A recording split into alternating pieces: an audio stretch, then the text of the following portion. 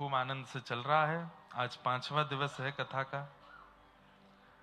अभी तक हम ठाकुर जी की बहन जी से मिलने नहीं गए, मतलब काली मैया के अभी दर्शन करने नहीं गए हैं, लेकिन कल सुबह के सत्र में जाएंगे और माँ को भी प्रणाम करके आएंगे।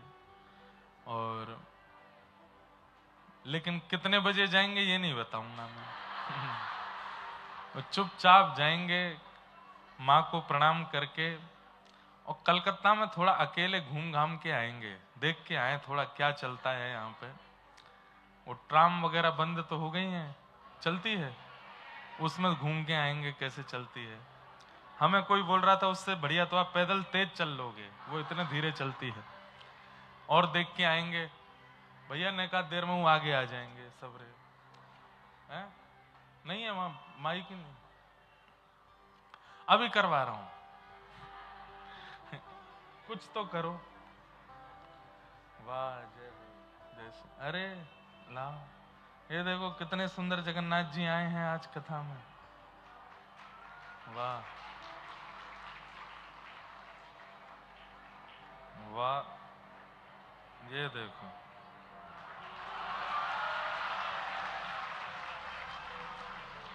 ऐसे सुंदर जगन्नाथ जी वंशी बजाते हुए, और देखो साथ में कोई पत्र भी लेके आए हैं। वाह, श्री जगन्नाथ महा, यहीं बैठा दो, यहाँ पर, यहाँ बैठा दो, यहाँ बस।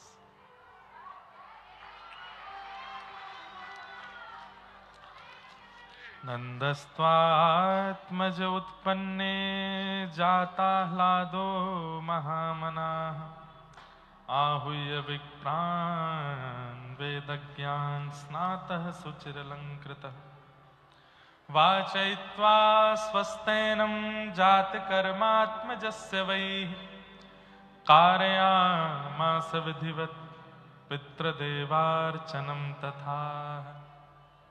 आंदो। तो जगन्नाथ जी आए हैं और जिन्होंने ये दिए हैं उन्होंने कहा है कि जगन्नाथपुरी में आपसे दीक्षा प्राप्त हुई, ये जगन्नाथ जी आपके लिए ही निर्मित हुए हैं। श्रीधामपुरी की कथा में आप तक नहीं पहुंच पाए थे, तो इन्होंने आपको ही कोलकाता बुला लिया, आपके साथ जाने के लिए लाल जी की कृपा से नियम पूर्ण होते रहे। ये हमारे संग जाने के लिए आए हैं। वाह जय हो, बड़ी कृपा। महाप्रभु जी बड़े प्रेमी ठाकुर जी हैं, बहुत स्नेह करते हैं, बहुत प्रेम देते हैं। और ये बात हम निश्चित रूप से कह सकते हैं कि कोई श्री जगन्नाथ महाप्रभु जी को एक बार बस बोल दे, आश्वासन दे दे कि नाथ मैं सदा आपका रहूंगा, आप मेरे संग रहो, तो महाप्रभु जगन्नाथ जी कैसे भी पहुंचते हैं। अभी लेते हैं बहन जी, विराज जाओ, अभी ले लूंगा, रुक जाओ। तो खूब महाप्रभु जी प्रेम देते हैं, स्नेह देते हैं। कल हमें भैया एक कथा सुना रहे थे कि एक वैष्णव भक्त पुरी गए दर्शन करने के लिए, और मार्ग में कहीं कमल का तालाब दिखाई दिया, तो उनके मन में आया कितने सुंदर कमल हैं, ये तो महाप्रभु जगन्नाथ जी को अर्पित होने चाहिए। तो सारे कमल वहां से लेकर के अपने गमछा में उन्होंने लपेट लिए, और लेकर के जब पुरी पहुंचे, अब इतने भाव में थे कि उनको पता नहीं चला कि ये कमल बहुत जल्दी खराब हो जाते हैं, बहुत जल्दी मुरझा जाते हैं, सूख जाते हैं। तो जब तक वो पुरी पहुंचे तो वो कमल पूरे सूख चुके थे, ठाकुर जी को अर्पित करने लायक बचे नहीं थे, लेकिन उनका तो भाव था। ठाकुर जी भाव की वस्तु ग्रहण करते हैं। एक बात सुनिएगा, मानव कोई भी वस्तु ग्रहण करता है तो उसमें सब्जी है तो नमक अच्छा होना चाहिए, मिष्ठान है तो मीठा अच्छा होना चाहिए, और रोटी है तो घी मक्खन अच्छा होना चाहिए, आदि आदि वस्तुओं में सब में। गहने पहनेगा तो उसमें हीरा महंगा वाला होना चाहिए, रिंग पहनेगा तो सोना अच्छा वाला होना चाहिए, कपड़े पहनेगा तो ब्रांड होनी चाहिए, बिना ब्रांड का कपड़ा नहीं पहनता। लोगों की अपनी अपनी स्थितियां हैं। जूते चप्पल भी पहनते हैं तो वो भी एक कंपनी होगी उसके पहनते हैं, तो ही उनकी गाड़ी भी एक कंपनी की पहनते हैं। अरे आज तक तो मोहल्ला भी कौन सी जगह पर रहते हो इसी से उसका स्टेटस नाप लिया जाता है। कलकत्ता के कौन से इलाके में रहते हो, वहां रहता है, अच्छा मुंह बन जाता है, अच्छा वहां रहते हो, वहां तो मच्छी की बहुत बदबू आती है। अब और ज्यादा हम हाईटेक होते जा रहे हैं। पहले बच्चे सरकारी स्कूलों में पढ़ लेते थे, अब तो बच्चों की एडमिशन भी उसी स्कूल में ही पढ़ाना है। और उस स्कूल में पढ़ाने के लिए आजकल हमने सुना है ऐसा होने लगा है, लाखों लाखों में डोनेशन देना पड़ता है, क्या क्या करना पड़ता है, उसके बाद भी एग्जाम क्लियर नहीं हो तो बच्चे का पता नहीं क्या क्या। अब बच्चा उसमें भले ही पढ़ता नहीं है, लेकिन माता पिता को अपनी मित्र मंडली के बीच में जाके ये बताने में गौरव होगा कि हमारा बेटा वहां पढ़ता है, इसलिए बस पढ़ाते हैं बच्चों को वहां पे। हम हर चीज में अपना रूप बना चुके हैं। सब लोग इधर देखिए, ध्यान से सुनिए। भोजन में ये मसाले होने चाहिए, पहनने में ये ब्रांड होनी चाहिए, जूते चप्पल इसके होने चाहिए, गाड़ी ये वाली होनी चाहिए, रहने के लिए घर होना चाहिए, बच्चों के लिए स्कूल होने चाहिए। ठाकुर जी इन सब चीजों का विचार नहीं करते। ठाकुर जी उन रैदास जी के पास भी रह लेते हैं जिन रैदास जी के घर में बहुत व्यवस्था नहीं है, और श्री ठाकुर जी उस मीराबाई के पास भी रहते हैं जिनके पास करोड़ों की संपत्ति है। ठाकुर जी को अगर चुनना हो तो श्रेष्ठ घर ही चुने, पर नहीं, ठाकुर जी भाव चुनते हैं। भाव जिसका श्रेष्ठ है वो सामान्य भी है तो मुझे स्वीकार है। तो कमल लेकर के गए, कमल सारे सूख चुके थे। अंदर जाकर के जब उन्होंने कपड़ा खोल करके पुजारियों से कहा कि मैं कमल लाया हूं तालाब से तोड़ के, आप महाप्रभु जी को अर्पित करो। कमल देख करके पुजारी जी बोले सूखे, बेकार हो गए, ये तो किसी काम के नहीं रह गए ठाकुर जी के लिए, चलो लेके जाओ इनको, ये नहीं चढ़ेंगे महाप्रभु जी को। बोले अरे मैं इतनी दूर से लाया हूं, आप क्यों नहीं, तो थोड़ी कहा सुनी हो गई तो पुजारियों ने उस व्यक्ति को भी बाहर कर दिया। बोले तुम भी जाओ बाहर और ये अपने कमल भी लेके जाओ, एक भी नहीं चढ़ेगा ठाकुर जी को। बाहर जाकर के वो व्यक्ति इतने व्याकुल हो गए कि नाथ हम कमल लेकर के आए और आपने स्वीकार नहीं किया। पुजारियों ने और बाकी सब ने मिलकर के भले ही कमल ठाकुर जी को अर्पित ना करवाए, बाहर निकलवा दिए, लेकिन रात्रि शयन के बाद जब पुनः ठाकुर जी का सुबह दर्शन हुआ तो वही सारे कमल जो बाहर फेंकवा दिए गए थे पता नहीं कहां से पुनः गर्भगृह में पहुंच गए। ठाकुर जी ने अपने आप ही उनकी माला, उनका श्रृंगार बना बना करके अपने मुखमंडल पर और अपने तन पर धारण किया। और तब से महाप्रभु जगन्नाथ जी का कमल श्रृंगार होता है। क्या क्या बोलते हैं उसे? पद्म भेष। पद्म भेष होता है, पद्म कमल को कहते हैं। आज भी ठाकुर जी अगर पुष्प कमल के नहीं हैं, इतने उड़ीसा में नहीं मिल पाते तो आर्टिफिशियल बनवाएंगे, लेकिन बनाते हैं, कमल भेष धारण करते, पद्म भेष पहनते हैं एक भक्त की स्मृति में। तो महाप्रभु जगन्नाथ जी कितने प्रेमी हैं। आप बस भाव से कोई वस्तु प्रदान करके आइए, आपको इतने आश्चर्य दिखेंगे, इतने चमत्कार होते हैं जगन्नाथपुरी में। महाप्रभु जी खूब कृपा। मैं तो एक बार अभी जब कथा थी कुछ महीने पहले, कौन से महीने में हुई थी? सितंबर में कथा हुई पुरी में। अभी हमारी फिर से कथा है,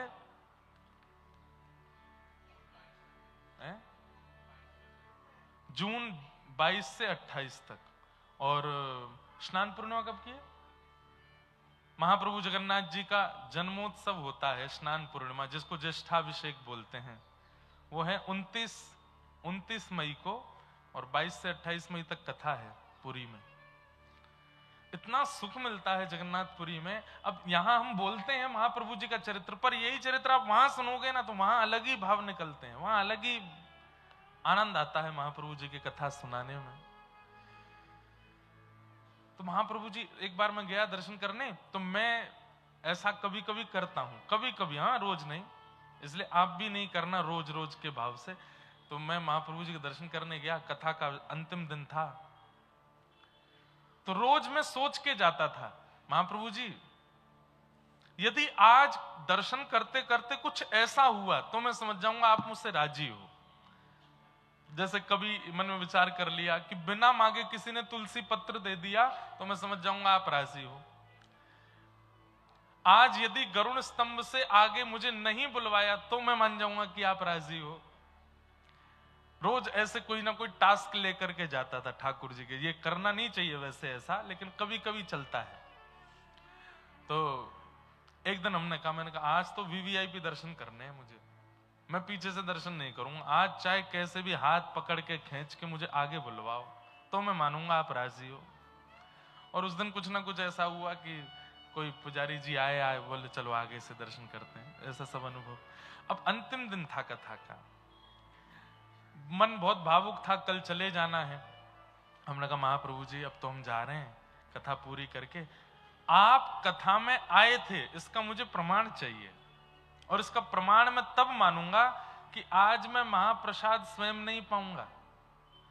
आज कोई आपके सेवा अधिकारी महाप्रसाद लेके आवे और मेरे हाथ में ना दें, सीधे मुंह में दें, तो मैं मानूंगा कि आप कथा में आए थे। अब ये तो बहुत बड़ा टास्क दे दिया ना, लेकिन महाप्रभु जी की लीला देखो। उस दिन आगे से ही दर्शन कर रहा था मैं, और वो एक महाप्रसाद, अनेक अनेक प्रकार के महाप्रसाद बनते हैं, तो एक महाप्रसाद में थोड़ा मीठा महाप्रसाद होता है, उसमें दालचीनी भी होती है। कालिया, कानिका, कानिका है, कनिका, कनिका। अच्छा, तो अंदर से कोई पुजारी जी आए, मैं दर्शन कर रहा था और मैं कह रहा था आज तो बड़ा टास्क दिया है ठाकुर जी, ना मैं हाथ ऐसे करूंगा ना मैं पाऊंगा, कोई आके अपने आप ही मुंह में खुद खवावे, मुंह भी मैं नहीं खोलूंगा, वो यो पकड़ के खोल के खवावे तो मैं मानूंगा कि आप कथा में आज आए थे।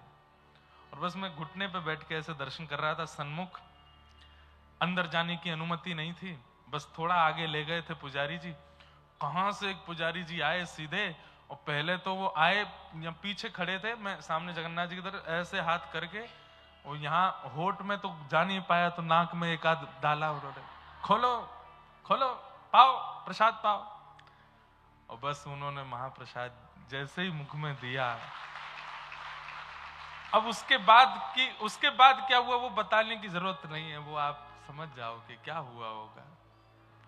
ऐसे हमारे महाप्रभु जी, मैं कैसे ना गाऊं उनके चरित्र, कैसे ना करूं उन पर विश्वास, क्योंकि वो कभी भी कोई ऐसा कोई क्रम करते नहीं ना कि जिससे मुझ पर उनको विश्वास ना हो, उन पे मुझे विश्वास ना हो। अनेक लीलाएं की, पर इन सबकी भरपाई हम कर देते हैं कि हर कथा में जगन्नाथ जी का फिर यश गाते हैं। तो ठाकुर जी कहीं आप ये मत सोचना कि मैं आपको आके श्रमित कराता हूं कि भाई ऐसा होगा तो मैं मानूंगा, ऐसा होगा तो मैं मानूंगा, नहीं। फिर मैं वचन देके जाता हूं कि अब जितनी कथा होंगी, जब तक अगली बार जगन्नाथपुरी नहीं आऊंगा, हर कथा में आपका गुणगान गाऊंगा, हर कथा में आपका यश गाऊंगा, और जब अगली बार कथा सुनाने आऊंगा तब आपको और लाड़ लड़ाएंगे और सुख देंगे। तू न संभाले तो हमें कौन संभाले, हे तू न संभाले तो हमें कौन संभाले, हे जगन्नाथ जगन्नाथ चक्कानैन चक्कानैन, जगन्नाथ जगन्नाथ चक्कानैन चक्कानैन, नीलाचल वारे तू न संभाले तो हमें कौन संभाले, हे तू न संभाले तो हमें कौन संभाले, हाँ तू न संभाले तो हमें कौन संभाले, हाँ तू न संभाले तो हमें कौन। हमारी पूरी कथा सन्मुख बैठ के श्री हनुमान जी सुनते हैं, प्रभु चरित्र सुनवे को रसिया, इसलिए पूरी कथा हनुमान जी सुनते हैं। हनुमान जी के ठीक बगल में पूज्य पिताजी महाराज के गुरुदेव, जिनकी कृपा से हम व्यासपीठ पर बैठे हैं, हमारे दादा गुरु, वो कथा सुनते हैं। उनके बगल में हमारे व्रज के रसिक संत श्री पंडित गया प्रसाद जी महाराज, वो कथा सुनते हैं। सामने हमारे इष्ट, क्योंकि हम रामानुज परंपरा से, इसलिए हमारे साक्षात नारायण प्रभु कथा सुनते हैं। और इन सब के बीच में पूरी कथा दोनों आजानुबाहु लंबित भुजा करके महाप्रभु जगन्नाथ जी कथा सुनते हैं। ये हमारे जगन्नाथ जी पूरी कथा श्रवण करते हैं। सारी कथा, और हर जगह जाते हैं कथा सुनने के लिए। हे जगन्नाथ चक्कानैन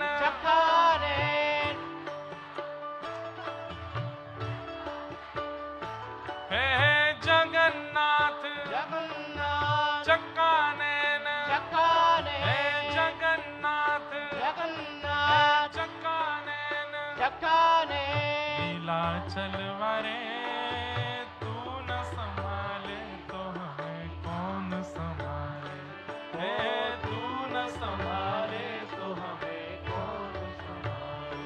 हे जगन्नाथ स्वामी मेरे नैनों के तारे, जगन्नाथ स्वामी मेरे नैनों के तारे। ओ मेरे सगरे काज स्वामी आप संभाले, हो मेरे सगरे काज स्वामी आप संभाले। हे जगन्नाथ चक्कानैन जगन्नाथ चक्कानैन लीला चलवारे तू न संभाले तो हमें कौन संभाले, ओ तू न संभाले तो हमें कौन संभाले। हाँ तू न संभाले तो हमें कौन संभाले, हो तू न संभाले तो हमें कौन। श्री जगन्नाथ महाप्रभु की वाह। तो ऐसे हमारे महाप्रभु जगन्नाथ जी हैं, बड़ी कृपा करते हैं, अनुग्रह। आज देखो एक और रूप में पधारे हैं, तो जगन्नाथ जी की बड़ी कृपा है। कभी किसी अन्य वस्तु का विचार नहीं करते महाप्रभु जी। आप कितना प्रेम प्रकट करते हैं उनके सन्मुख, उससे महाप्रभु जी प्रसन्न होते हैं। किसी का, मैं कुछ दिन पहले कोई कुछ कह रहा था ऐसा, वैसे मैं सुनता नहीं ये सब बातें, पर फिर भी कोई कह रहा था तो मन में आया कि भगवान में और हम में अंतर क्या रह गया। हम भी तो ऐसे ही हैं कि हमसे कोई प्रेम करे तो हम प्रेम देते हैं, हमारे साथ कोई अनुचित करे तो हम उसके साथ अनुचित करते हैं। ठाकुर जी भी तो यही करते हैं, कोई प्रेम करे तो प्रेम देते हैं। ठाकुर जी के अंदर ये इच्छा क्यों है कि तुम प्रेम दो तो ही वो तुमको प्रेम देंगे? भैया ऐसी बात नहीं है। आप ठाकुर जी को प्रेम मत दो, तब भी आप जियोगे, तब भी आप खाओगे, तब भी आप पियोगे, तब भी आप रहोगे। पर बात केवल इतनी आ जाती है कि जब आप ठाकुर जी के प्रति स्नेह नहीं रखते तो आपका कर्म गति आपको जीवन जिलाती है। जब आप ठाकुर जी को प्रेम देने लगते हैं तो ठाकुर जी कर्म गति से कहते हैं अब तू शांत रहे, अब यहाँ की जिम्मेवारी मेरी है, अब यहाँ को मैं देखूंगा। समझ में आई बात? आप स्कूल जाते हैं और स्कूल में जाकर के केवल आप क्लासरूम में अटेंडेंस करते हैं, पढ़ते लिखते नहीं है, तो जो कोऑर्डिनेटर स्कूल के होते हैं या जो स्ट्रिक्ट टीचर होते हैं वो आपकी खैरियत करते हैं। फिर आपकी कॉपीज चेक करना, आपके पेरेंट्स को इन्फॉर्म करना, आपको पनिशमेंट देना, ये सब चीज वो लोग करते हैं। पर जब आप अच्छे से पढ़ते हैं, खूब ध्यान रखते हैं, तो जो आपके क्लास टीचर होते हैं वही आपके सारे सब्जेक्ट्स में ध्यान रखते हैं कि आपका ये वाला काम पूरा है कि नहीं, ये वाला है कि नहीं। प्रेम के कारण वो आपके अधीन हो जाते हैं। ठाकुर जी को प्रेम नहीं दोगे तो भी आप जीवन जियोगे। और एक बात बोलूं, दुनिया में खरबपति लोगों को देख लो, एक भी ठाकुर जी से का प्रेम ही नहीं है। दुनिया के एक से एक बड़े उद्योगपतियों को देख लो, हाँ प्रेम होगा पर स्वार्थ लाग कर ही सब प्रीति। इतना प्रेम नहीं है ठाकुर जी के प्रति कि ठाकुर जी के लिए कुछ छोड़ दें ना। ठाकुर जी छोड़ लो हमारे लिए, पर हम नहीं छोड़ेंगे ठाकुर जी के लिए। तो बड़े बड़े धनी मानी, बड़े बड़े योग्य लोग, बड़े बड़े जितने भी आप कुछ भी संसार की समृद्धियों में जो श्रेष्ठ हैं, वो इतना प्रेम नहीं करते ठाकुर जी से। तो उन पर तो खूब समृद्धि है। समृद्धि मिले तो ही मत मानिए कि ठाकुर जी आपसे प्रीति करते हैं। कई बार आप देखेंगे तो भगवत भजन करने वालों के जीवन में कष्ट ज्यादा है। और इसका मैं एक अभी पिछली कथा में इसका प्रमाण दे रहा था। हम सबकी कर्म गति निश्चित है।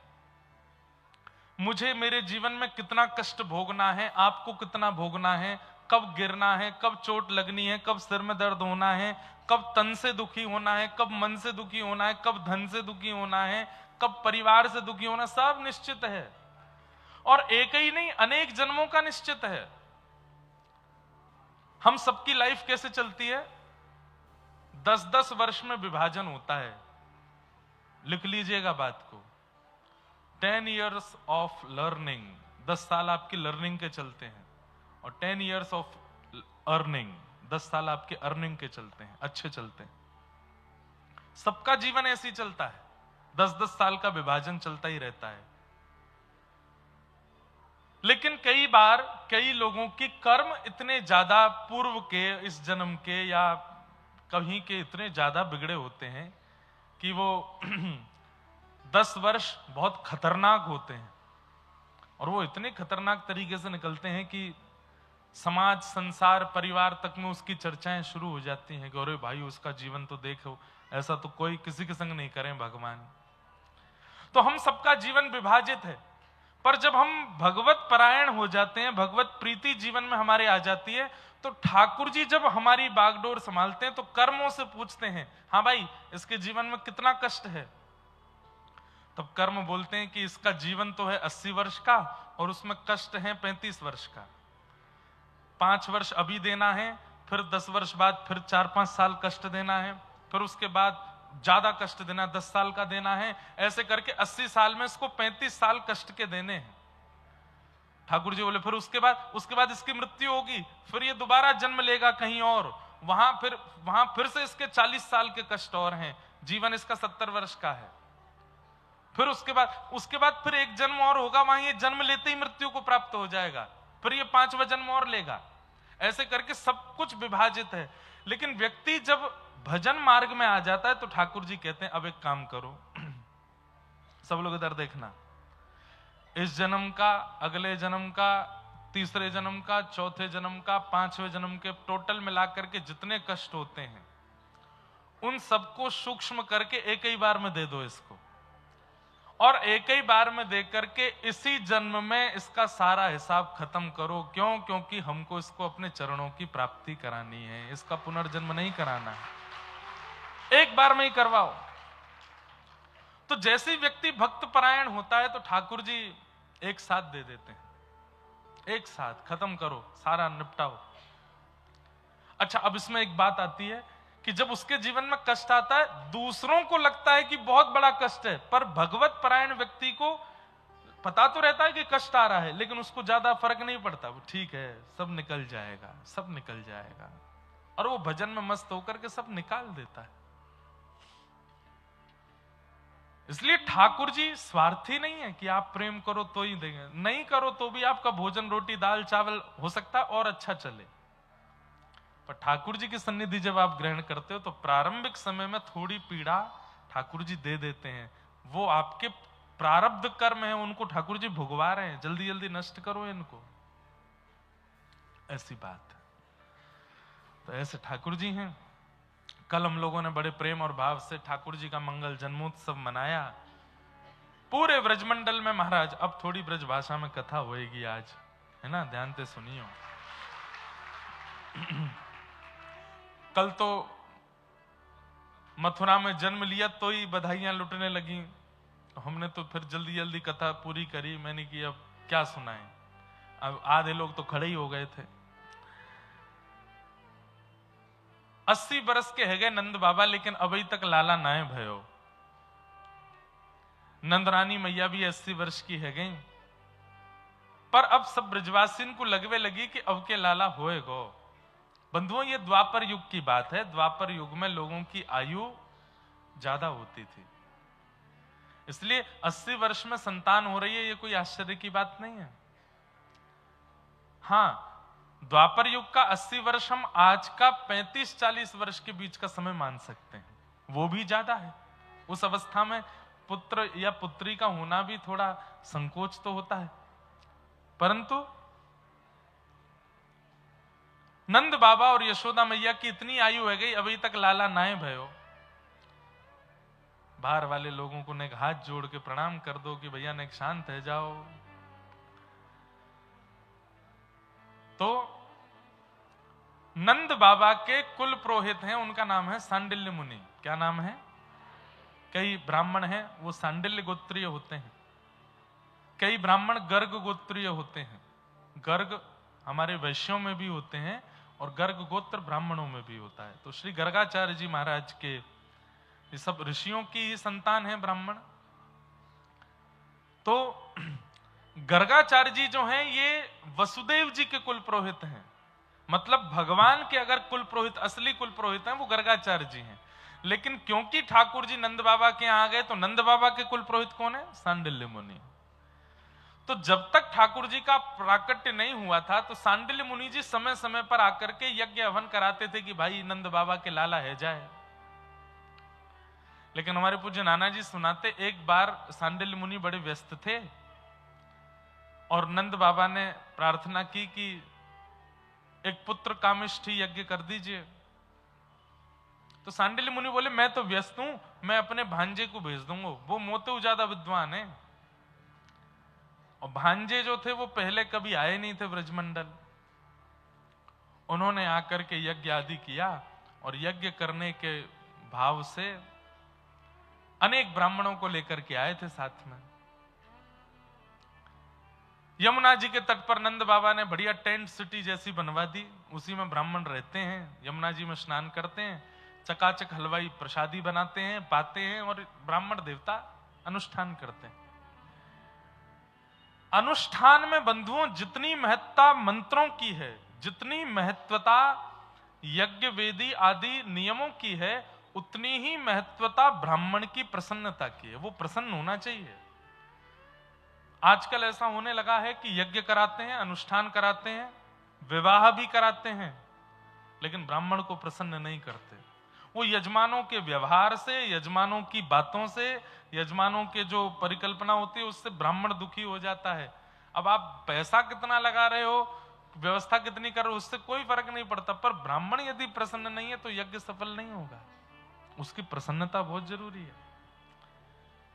तो नंद बाबा ने खूब सुंदर सबके भवन बनवा दिए और सब ब्राह्मण यमुना जी के तट पर पहुंचे। नंद बाबा बोले बढ़िया चकाचक आप लोग प्रसाद पाओ, हमने मथुरा के बढ़िया वाले हलवाई बुलवा रखे हैं, देसी घी में बढ़िया सब प्रसादी बनाएंगे, प्रसाद पाओ और यज्ञ करो, जप करो, घर में लाला होना चाहिए। और संकल्प में ये कह दीजिएगा विष्णु आराधनार्थाय, हमको लाला इसलिए नहीं चाहिए कि कल को वो हमारो अंतिम संस्कार करेगो या हमारे वंश को आगे बढ़ावेगो या खूब धन संपत्ति बढ़ावेगो, नहीं। हमको लाला हमारे चाहिए 9 लाख गैया हैं, हमारे बाद उन गैयान की सेवा कौन करेगो? हमारे घर रोज संत आवे, उन संतन की पधरामनी कौन करेगो? अब भैया मैं नंद बाबा इतना बड़ो बूढ़ो हैगो, मैं चलो जाऊंगा तो मेरे बाद गौ ब्राह्मण संतन की सेवा रुके नहीं, इसलिए एक लाला चाहिए। फिर भले ही 7 लाली है जाए, अब लाली तो फिर अपने घर चली जाएगी ना, या घर को कौन संभालेगा? और या घर में आवे वाले संत गैयान की सेवा कौन करेगा? या हमारे एक लाला चाहिए। मतलब समझे, पुत्र की कामना भी किस लिए कर रहे हैं? संत गौ ब्राह्मण इनकी सेवा के लिए। हमें तो लगता है ठाकुर जी ने संकल्प सुन के ही मन बना लिया होगा कि भैया गौ ब्राह्मण संतन की सेवा के काज कोई और नहीं आवेगा, तब तो मैं ही आऊंगा, तब तो मुझे आना पड़ेगा, क्योंकि संतन की सेवा गैयान की सेवा मुंह तो बढ़िया कौन करेगा? तो ब्राह्मणों ने संकल्प लिया कि गौ ब्राह्मण प्रतिपालक एक संतान नंद बाबा के यहां हो। लेकिन हमारे मथुरा के हलवाई कलकत्ता के हलवाइयों को टक्कर देते हैं। कचौड़ी बनाने में, पकौड़ी बनाने में, मिष्ठान बनाने में हमारा व्रज कलकत्ता से पीछे नहीं है। आपके यहाँ की भले ही संदेश आप हमको कितनी भी वैरायटी के खिला दो, पर जो स्वाद हमारे मथुरा वृंदावन की रबड़ी में आ जाता है ना महाराज, ऐसे पछाड़ खा के संदेश नीचे गिरता है। फिर व्रज की रबड़ी के आगे, व्रज की लस्सी के आगे, व्रज के पेड़ान के आगे संदेश ऐसे डोले। जय हो ताऊ जी तो यही है। मिष्ठान का जन्म, मिष्ठान का प्रादुर्भाव तो हमारे व्रज से ही हुआ है। ये गौ रस की जितनी सामग्रियां बनती हैं, गौ रस से बनने वाली सामग्रियों का निदान तो व्रज ने ही किया है। और बाद में फिर कलकत्ता वाले ले गए, लेकिन आज भी ब्रज का जोर नहीं है। अब तो थोड़ी मिलावट ज्यादा होने लग गई है सब जगह, पर फिर भी ब्रज आ गई है। ब्रज की वस्तु अलग ही होती है।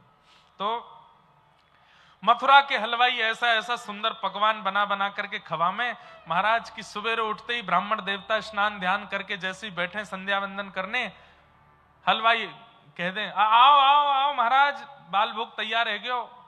हमारे व्रज का बाल भोग क्या है? आलू की सब्जी और बेड़ई, पूड़ी नहीं बेड़ई, मसाला पूड़ी होती है, वो अलग तरीके से बनती है। अब उसमें क्या बनता है ये तो मुझे नहीं पता, पर बेड़ई और सब्जी, और उसके साथ में काशी फल की सब्जी और होगी, वो थोड़ी मीठी होती है। कई इनके तो आगो मुंह में पानी, कब जाएंगे कब पाएंगे। और उसके साथ में महाराज एक होगी बढ़िया सिकारा मिर्च, सिकारा मिर्च मतलब कि कान पे धुआं निकल जाए ऐसी मिर्च, और साथ में होगी लस्सी। ये हमारे ब्रजमंडल का बाल भोग है। और एक चीज तो भूल ही गए हो, जलेबी, गरम गरम जलेबी। और जलेबी भी आप गिरिराज जी जाओगे तो वहां आलू की जलेबी मिलती है। आलू की जलेबी हमको लगता है ब्रह्मांड में केवल ब्रज में ही बनती है, आलू की जलेबी। हमको तो यहां से सीधे कटनी जाना है कथा करने, नहीं तो एक दिन जाके खाए आते सब। तो सुबह सुबह ब्राह्मणों ने जैसी प्रसाद पाया, इतना स्वादिष्ट प्रसाद। देखो नशा जो होता है ना वो बहुत चीजों में होता है। पहला धन में होता है, बहुत धन जब आ जाता है ना तो भी व्यक्ति मदमस्त हो जाता है। मदमस्त व्यक्ति क्या कैसा होता है? अपनों को ही पहचानना भूल जाता है। वो केवल नशा करने वाला व्यक्ति नहीं, कई बार धनवान व्यक्ति भी, दूर की बुआ का बेटा, इसको हम नहीं जानते, दूर रहे थोड़ा, ऐसा ऐसा करने लगते। धन में भी मद होता है। दूसरा, कंचन में भी मद होता है, स्वर्ण में भी मद होता है। बहुत स्वर्ण आ जाए तो भी व्यक्ति मदमस्त हो जाता है। तीसरा, कामनी, सुंदर कन्या से ब्याह हो जाए तो भी व्यक्ति मदमस्त हो जाता है। वो अपने चाचा ताऊ के बच्चों को फिर कुछ समझता ही नहीं है। फिर देखी भाभी देखी, तो उसमें भी मद आ जाता है। और चौथा, अन्न, पेट भर के चकाचक भोजन कर ले व्यक्ति तो भी वो मदमस्त हो जाता है, तो भी उसको थोड़ा नशा सा हो जाता है, जब भाई बिस्तर दो सोना है हमको। तो ऐसे ही भजन में भी मद होता है। भजन करने के बाद भी व्यक्ति मद में आ जाता है। इसलिए हमारी जो गोपी गीत है ना, गोपी गीत को कनक मंजरी छंद में गाया गोपियों ने। कनक मंजरी छंद का मतलब क्या है? कनक कहते हैं स्वर्ण को, और स्वर्णों का भी जो अधिपति है उस छंद में गाया। मतलब उसको सुनते ही, उसको गाते ही मदमस्त हो गई गोपियां। मतलब भक्ति में भी मद होता है, नशा जैसा होता है। तो ब्राह्मण इतना भोजन कर लेते कि महाराज अनुष्ठान प्रारंभ ही नहीं होता, उससे पहले ब्राह्मण कहते नेक देर सो लो भैया, फिर बाद में करेंगे। सब ब्राह्मण सो गए। जब उठते, स्नान करके जैसे ही बैठते अनुष्ठान में, हलवाई नारा लगाते, बोले कि दोपहर का भोजन तैयार है, जल्दी पालो। बोले अभी अभी तो बाल भोग किया। बोले अब दोपहर का भी बन गया, पाओ। कचौड़ी आदि पा करके ब्राह्मण देवता फिर बिल्कुल मदमस्त हो जाते। बोलते अब भैया ने एक देर और सो लो, रात में करेंगे अनुष्ठान। फिर सो करके स्नान ध्यान करके जैसे ही बैठते, हलवाई फिर बोलते, बोले रात का कलेऊ ब्यारू तैयार है। 5-6 दिन निकल गए, ब्राह्मणों का अनुष्ठान शुरू ही नहीं हुआ, केवल पा रहे हैं और सो रहे हैं, पा रहे हैं और सो रहे हैं। और नंद बाबा को लग रही है कि ब्राह्मण अनुष्ठान कर रहे हैं, लाला आ जाएगा।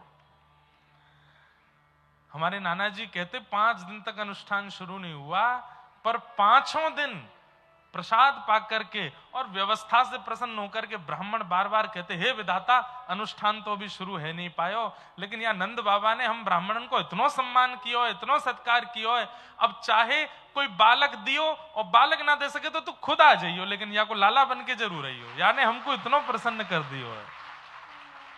हमारे पूज्य नाना जी कहते, बोले लाला तू एक बार सोच, बड़ी लॉजिकल बात है। मैंने क्या? ठाकुर जी जन्मे देवकी के यहां, और देवकी के यहां जन्म लेते ही ठाकुर जी कंस को वध कर देते। कंस को वध करने के बाद में और फिर अपनी आगे की लीला मथुरा में भी ठाकुर जी कर सकते थे। मथुरा भी ब्रज ही है। जो ठाकुर जी ने वृंदावन में कियो, मथुरा में देवकी और वसुदेव को कारागृह से निकाल करके कंस का वध करवा करके वहां भी ठाकुर जी लीला संवादित कर सकते थे मथुरा की गोपियों के संग। लेकिन ठाकुर जी ब्रज क्यों आए? ये नंदरानी के पास क्यों आए? नंद बाबा के पास क्यों आए?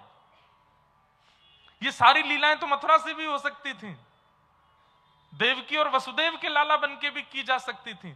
ये यशोदा और नंद बाबा के पास क्यों आए? बोले क्योंकि ब्राह्मणों ने ठाकुर जी से कह रखी है कि नंद बाबा ने हम तृप्त कर रखे हैं। क्योंकि गैयाओं ने ठाकुर जी से कह रखी है कि इनने गैया की सेवा करके हम गौ प्रसन्न कर रखी हैं।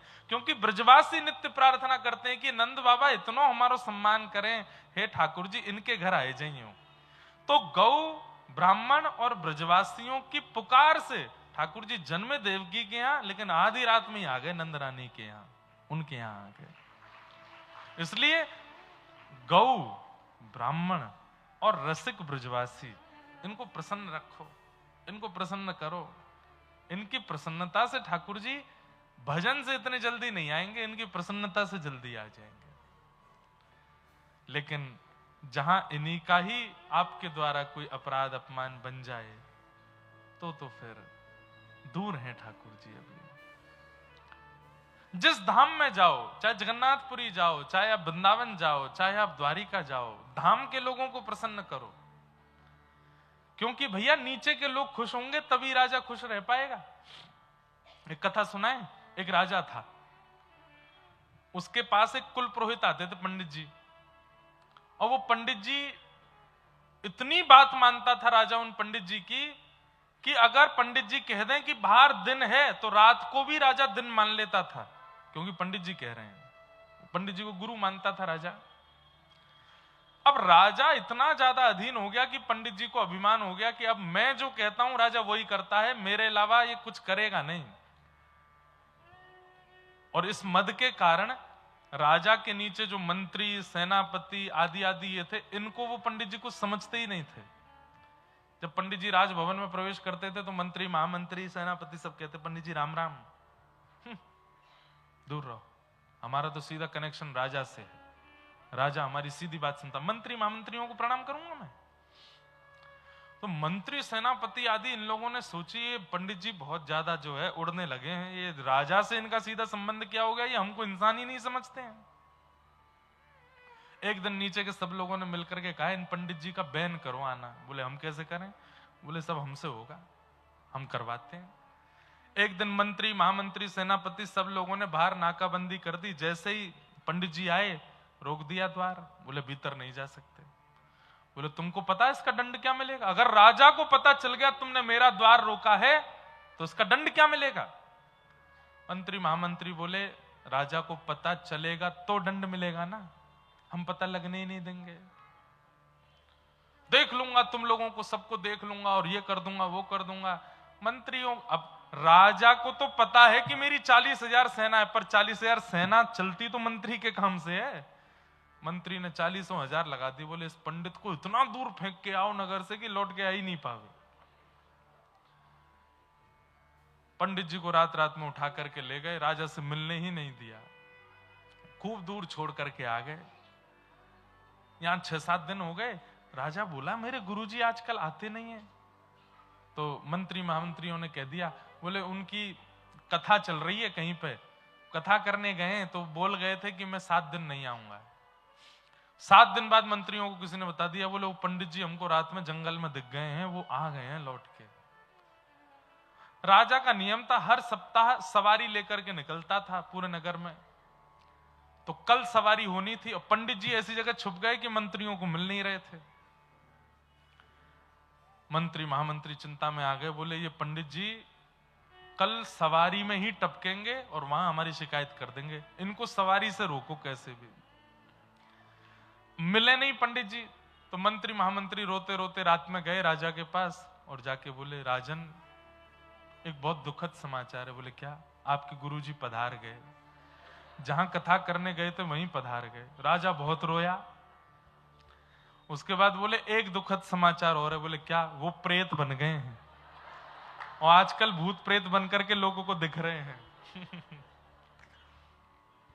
राजा बोला मेरे गुरुजी वो प्रेत योनि से कैसे मुक्त होंगे? बोले 1-1.5 महीने बाद आपका बिहार की तरफ एक चक्कर लगना है तो गया जी में श्राद्ध कर देंगे तब गुरुजी का। राजा बोला ठीक है, एक उनके नाम से दिया जलवा देना।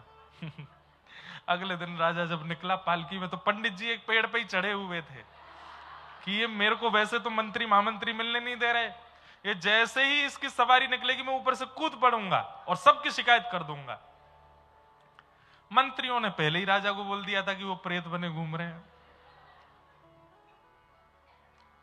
राजा निकला, आज बहुत दुखी था, पता चल गया था कि पंडित जी के परिवार बेचारे पंडित जी पधार गए। जैसे ही राजा निकला आगे एक पेड़ था, उस पेड़ की डाल पर पंडित जी बैठे थे और जैसे ही राजा की सवारी नीचे पड़ी ऊपर से पंडित जी चिल्लाए राजन अरे मेरे शिष्य देखो मैं यहां बैठा हूं, तुम्हारे मंत्री महामंत्री सेनापति इन सब लोगों ने देखो मेरे साथ क्या किया। राजा ने जैसे ही ऊपर देखा, अरे मंत्री जी हनुमान चालीसा पढ़ो, देखो गुरुजी का भूत दिख रहा है, गुरुजी का प्रेत दिख रहा है, जल्दी जल्दी भगाओ यहां से। अब पंडित जी चिल्लाते रह गए लेकिन मंत्री महामंत्रियों ने उनसे मिलने ही नहीं दिया। क्या समझ में आई बात? सीधा संबंध बिहारी जी से है, सीधा संबंध राधा रमन जी से है, सीधा संबंध जगन्नाथ जी से है, पर नीचे के सब धामवासी पंडा पुजारी दुखी कर रखे हैं, तो ये एक दिन आएगा मिलने नहीं देंगे उनसे आपको, भले ही आपका सीधा संबंध क्यों ना हो। इसलिए ब्राह्मणों को, संतों को, गौ को और धामवासियों को प्रसन्न रखा कीजिए, उनकी प्रसन्नता आवश्यक है। यदि वो प्रसन्न नहीं हुए तो भले ही आप कितना भी भजन करके सीधा कनेक्शन रखते हो ठाकुर जी से, वो मिलने नहीं देंगे ठाकुर जी के। इसलिए ठाकुर जी से ज्यादा प्रसन्नता उनके अनुचरों की करने का प्रयास करो। और ठाकुर जी के अनुचर कौन है? संत हैं, ब्राह्मण हैं, गौ है, धाम है, इनको प्रसन्न रखो। उन्हीं ब्राह्मणों की प्रसन्नता से श्री ठाकुर जी भले ही जन्मे देवकी के यहां, लेकिन आधी रात ही आ गए कहां? नंदरानी यशोदा के यहां। और जैसे ही प्रातः काल का समय हुआ, हवा की तरह बात फैल गई ब्रजमंडल में कि है गयो। बोले कौन भयो? बोले नंदरानी के लाला भयो है, हमारे नंद बाबा के लाला भयो है। जैसे ही ये खबर सुनी पूरे ब्रजमंडल में महाराज सब नाच रहे हैं, सब गा रहे हैं, अवाद्यंत विचित्राणी वादित्राणी महोत्सवे आहा कृष्णे विश्वेश्वरे नंते नंदस्य ब्रजमागत। पूरे ब्रजमंडल में ऐसे हवा की तरह बात फैल गई है।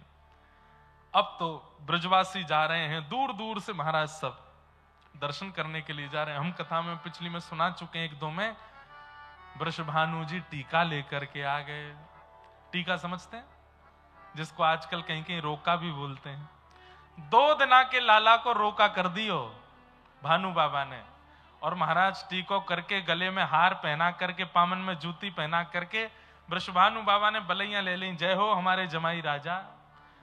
जैसे ही भानु बाबा बाहर निकले सब ब्रजवासी चिल्लाने लगे, बोल वृषभानु के जमाई की। नंद के लाला अब भानु बाबा के जमाई भी हो गए। एकमात्र ब्रह्मांड में पहले ऐसे जन्मे ठाकुर जी हैं जिनका 2 दिन में ही टीका हो गया, 2 दिन में ही। और एक और बड़े आश्चर्य की बात, क्या टीका तो हुआ लेकिन बहू का जन्म ही नहीं हुआ अभी तक। 1 साल बाद किशोरी जी प्रगटी हैं भानु बाबा के यहाँ, सब ब्रजवासी आनंद कर रहे हैं। इसी बीच में खलबली मच गई, कहां पर? हिमालय पर। हिमालय में बैठे हुए महादेव सोचने लगे क्या करें कैसे करें, और तुरंत पहुंचे हैं गोकुल की नगरी में। भस्म लगा करके, बागंबर लपेट करके, गले में खूब सारे सर्प हैं महाराज, जटाजूट बांध करके। और जैसे ही महादेव पहुंचे सब लोग दौड़े दौड़े आगे पीछे घूम रहे हैं, अरे जोगी बाबा आयो, जोगी बाबा आयो। कैसे जोगी बाबा आयो? यशोदा मैया के द्वार पर पहुंच गए महादेव, और द्वार पर जाकर के बोले, हे मैया तोरे द्वारे बाला जोगी आयो, बाला जोगी आयो। हे मैया तोरे द्वारे, यशोदा तोरे द्वारे, बाला जोगी आयो, बाला जोगी। यशोदा मैया, हमने सुनो है कि तुम्हारे घर नीलमणि जैसो लाला भयो है, हम बाको दर्शन करने आए हैं। मैया जल्दी अपने लाला को लेके आओ, हमको दर्शन कराओ। यशोदा मैया बोली, बाबा लाला भयो है, परमात्मा ना भयो जो दर्शन करवे आयो वाको।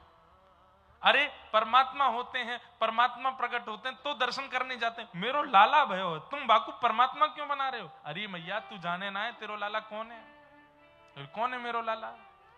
बोले त्रिभुवन का स्वामी, देवों का भी देव, महादेव का भी देव। और ये महाराज बखान करने लगे, धर्म ही ते पायो यह धन, धर्म ही ते पायो। हे मैया, ये जो धन तेरे घर आयो, ये तेने बड़े पुण्य किए तब जाके तेरे घर आयो है। जो धन पड़ो क्षीर सागर में, जो धन पड़ो क्षीर सागर में, वेदहु पार ना पायो यह धन, वेदहु पार ना पायो, धर्म ही ते पायो यह धन, धर्म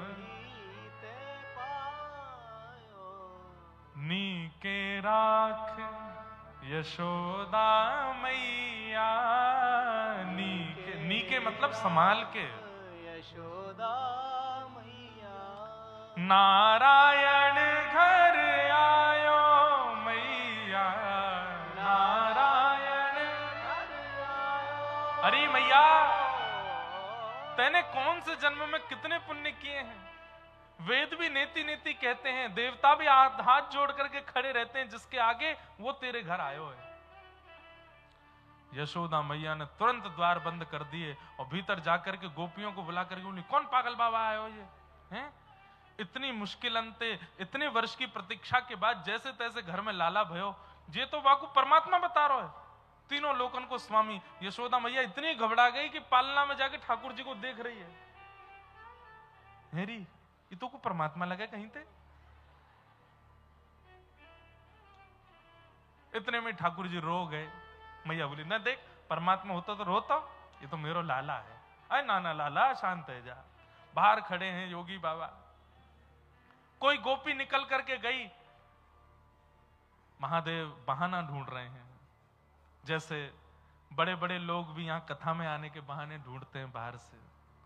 किसी से फोन करवा दो, किसी हमें भीतर तो बैठाओ यार, कहीं से तो बैठाओ, कैसे भी बैठाओ। अब जब व्यक्ति सामान्य होता है ना तो उसको बहाना नहीं ढूंढना पड़ता, वो तो कहीं से भी घुस घुसा के बैठ जाता है। जब बड़े बन जाते हैं तो फिर पीछे बैठेंगे, कैसे काम चला, आगे ही बैठना है हमको, तो बहाना लगाओ। अब महादेव सोच रहे हैं भाई कुछ भी हो, हम हैं तो महादेव, हमको दर्शन नहीं हो रहा। तो महादेव एक गोपी से बोले, सुनो हम हाथ वाथ देखना बहुत बढ़िया जानते हैं, नंदरानी यशोदा के लाला भयो है, एक बार हम देख लेंगे तो हम सब बता देंगे मैया को, कैसो जीवन होगो, कहा होगो, कैसो कहा, सब बता देंगे। भीतर आकर के मैया से गोपी ने कही, बोले कि बाबा हाथ देख ले, यूं कह रहा हूं मैं देख के सब बता दूंगा। यशोदा मैया बोली, देख वह बाबा के कानन में बिच्छू लटक रहे हैं, गले में सरपन की माला और भस्म लगाए घूम रहा है, बागंबर पहन करके, मेरो लाला वाय को देखेगो डर जाएगो, मैं न लेके जाऊंगी, और मोना कोई भविष्य दिखवानो, मैं अपने लाला को गोद में ही रख लूंगी, बूढ़ा हो जाएगा तो जीवन भर या के संग रहूंगी, मोह ना दिखवानो, लेकिन यह दर्शन नहीं कराऊंगी। बार बार विनती करने पर, खूब सारे लोभ देने पर भी महादेव नहीं गए। रत्न दिए, आभूषण दिए, बोले बाबा ले चले जाओ, लेकिन महादेव नहीं गए। अंत तो गत्वा यशोदा मैया निकल करके आई, बोले बाबा कहा बात है, क्यों ना जा रहे हो? बोले मैया हम तेरो लाला को बस देखने आए ना, दर्शन कराए थे। बोले मैं ना कराऊंगी। बोले अभी आप जानते नहीं हो साधुओं की हट, सन्यासियों की हट, तपस्वियों की हट आपको पता नहीं है मैया? त्रिशूल गाड़ दूंगा, 1000 वर्ष तक यहीं बैठा रहूंगा, आज नहीं तो कल, कल नहीं तो 10 साल बाद, 10 नहीं तो 50 साल बाद, कभी तो तुम्हारा लाला बाहर निकलेगा। मुझे जरूरी थोड़ी आज ही देखना है, मैं 50 साल तपस्या करके तब देख करके चला जाऊंगा। यशोदा मैया बोले तो तेनू बाबा भी त्रिया हटना सुनी दीख है। तू सन्यासी बनेगो, तू यहां पे तपस्या करेगो, 1000 वर्ष तक तपस्या करेगो, मैं हूं तो ते वचन दे रही हूं अपने लाला को घर में ही बूढ़ो कर लूंगी, लेकिन तो दर्शन ना कराऊंगी, ना आवे को बाहर। महादेव नेत्र बंद करके भीतर ठाकुर जी से बात कर रहे हैं। जय जय, मैं सब कछु छोड़ छाड़ के दर्शन करवे आयो, ये आप इतने निष्ठुर। ठाकुर जी बोले देखो ये ब्रजवासी हैं, अब तुमने पहले ही आकर के कह दे कि हम नारायण हैं, हम वेदों के पुरोधा हैं, हम जे हैं, हम वो हैं। इतनी हमारी मैया वैसे ही घबरा गई है कि कहीं मेरो एक ही तो लाला है, कहीं नारायण बता के ले नहीं जाए वाकू। अब तो बाबा मैं परमात्मा हूं, मेरे अधीन पूरा संसार है, पर इन ब्रजवासियों के अधीन में हूं, ये नहीं चाहेंगे तो मैं किसी को नहीं मिल पाऊंगा। महादेव बोले तो ठीक है, ये आपकी ही इच्छा नहीं है मिलने की, जा रहा हूं मैं। महादेव गुस्सा होकर के जैसे ही गए, मुझे दर्शन नहीं हो रहे हैं आपके। राम जी के रूप में दर्शन हो गए, आदि आदि रूपों में दर्शन हुए, लेकिन बालकृष्ण रूप में दर्शन नहीं हो रहे आपके। महादेव जब चले गए तो पलना में सोए ठाकुर जी रोने लगे। यशोदा मैया ने आकर के गोद में लिए, खूब शांत कराए, खूब दूध पिवाए, सब प्रकार से प्रयास किए, लेकिन ठाकुर जी का रोना बंद नहीं हुआ। और कई बार घर के बच्चे जब ये ऐसे वाले रोने में आते हैं ना, हर प्रकार के साधन कर लो तब भी शांत नहीं होते। उसमें कभी कभी ऐसा रोना आता है कि उनकी आवाज नहीं आती, मुंह खुल जाता है, आंखों से आंसू और सांस चली जाती है भीतर। तब माता जी घबराती हैं, पीठ थपथपाती हैं, अरे इसकी आवाज कहां गई, रो क्यों नहीं रहा। फिर एक साथ जो स्वर निकलता है वो 15-20 सेकंड बाद ऐसे रोने लगे ठाकुर जी, और बार बार सांस ले में, जोर जोर से हिचकी ले में, और इतना रोवे ठाकुर जी लाल पड़ गए, नील वर्ण के ठाकुर जी लाल मणि हो गए। यशोदा मैया तो दौड़ी दौड़ी फिरे, गोपियां सब व्याकुल हो गई। नंद बाबा कहने लगे कहा भयो लाला को, राई नोन कर दी, सब कर दियो, लेकिन ठाकुर जी शांत नहीं हुए। तब एक गोपी बोली मैया वो बाबा सुबेरे ते खड़ो काओ, कहीं ऐसा तो ना माने कोई टोना कर दियो भारते। मैया बोली तू जा बाबा के पास, बात लेके आ, मैं बाबा को दर्शन कराए दूंगी, मेरा लाला शांत होना चाहिए बस। गोकुल के बाहर त्रिशूल लगा करके बैठे थे, महादेव के नेत्रों से अश्रु गिर रहे हैं, ठाकुर जी के दर्शन नहीं हुए। गोपी ने जाके प्रणाम करी, बाबा नंद रानी जी को लाला बहुत जोर से रो रहे, आप चल दो। महादेव बोले समय नहीं हमारे पास, जाओ। सुबह से खड़े थे, दर्शन कराए नहीं, अब हम नहीं देखेंगे। अरे बाबा नेक दर्शन कर, चलो चलो चलो आपको दर्शन कराएंगे। बोले नहीं, पहले तो दर्शन की इच्छा थी, पर हमको इतना परेशान किया यशोदा मैया ने, अब हमारी इच्छा दर्शन की नहीं है। तो बाबा कहाँ इच्छा है वो बता दो। बोले अब दर्शन नहीं, अब तो लाला गोद में चाहिए हमें, अब तो खिलावेंगे, अब तो पुचकारेंगे, अब तो हृदय से लगावेंगे, गोद में लेके नाचेंगे। ये इच्छा पूरी करे तो पूछ लो मैया से, तब जाएंगे हम। लेकिन बाबा वाक्य बाद रोवे को तो नहीं लाला। बोले वो हमारी गारंटी, आज ने क्या जीवन भर नहीं रोएगा तुम्हारा लाला, ऐसा भभूति लगा के जाएंगे कभी नहीं रोएगा तुम्हारा लाला, ये हमारी गारंटी। गोपी दौड़ी दौड़ी गई, यशोदा मैया वहां तो नंद भवन में तो हड़ताल, अलग ही माहौल, ठाकुर जी की रो रो करके बुरा हाल।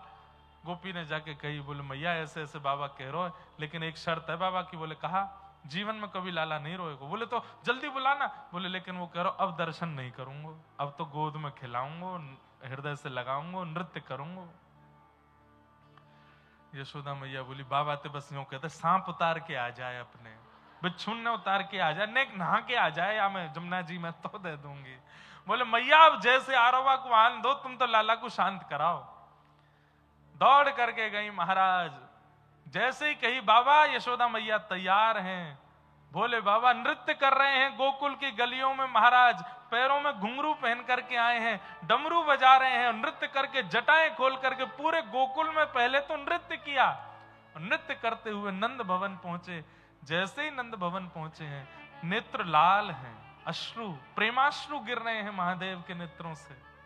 और जैसे ही देखा, पलना में नील वर्ण के गोपाल जी जोर जोर से रो रहे हैं। जैसे ही महादेव ने उठा करके अपनी गोद में लिया है, धीरे धीरे धीरे ठाकुर जी का रुदन शांत हो गया, अश्रु पहुंचे। और जैसे ही ठाकुर जी ने नेत्र खोल करके महादेव को देखा, खिलखिल करके ठाकुर जी हंसने लगे। सब नंदरानी, यशोदा मैया आदि सब गोपियां सब महादेव को प्रणाम करने लगे।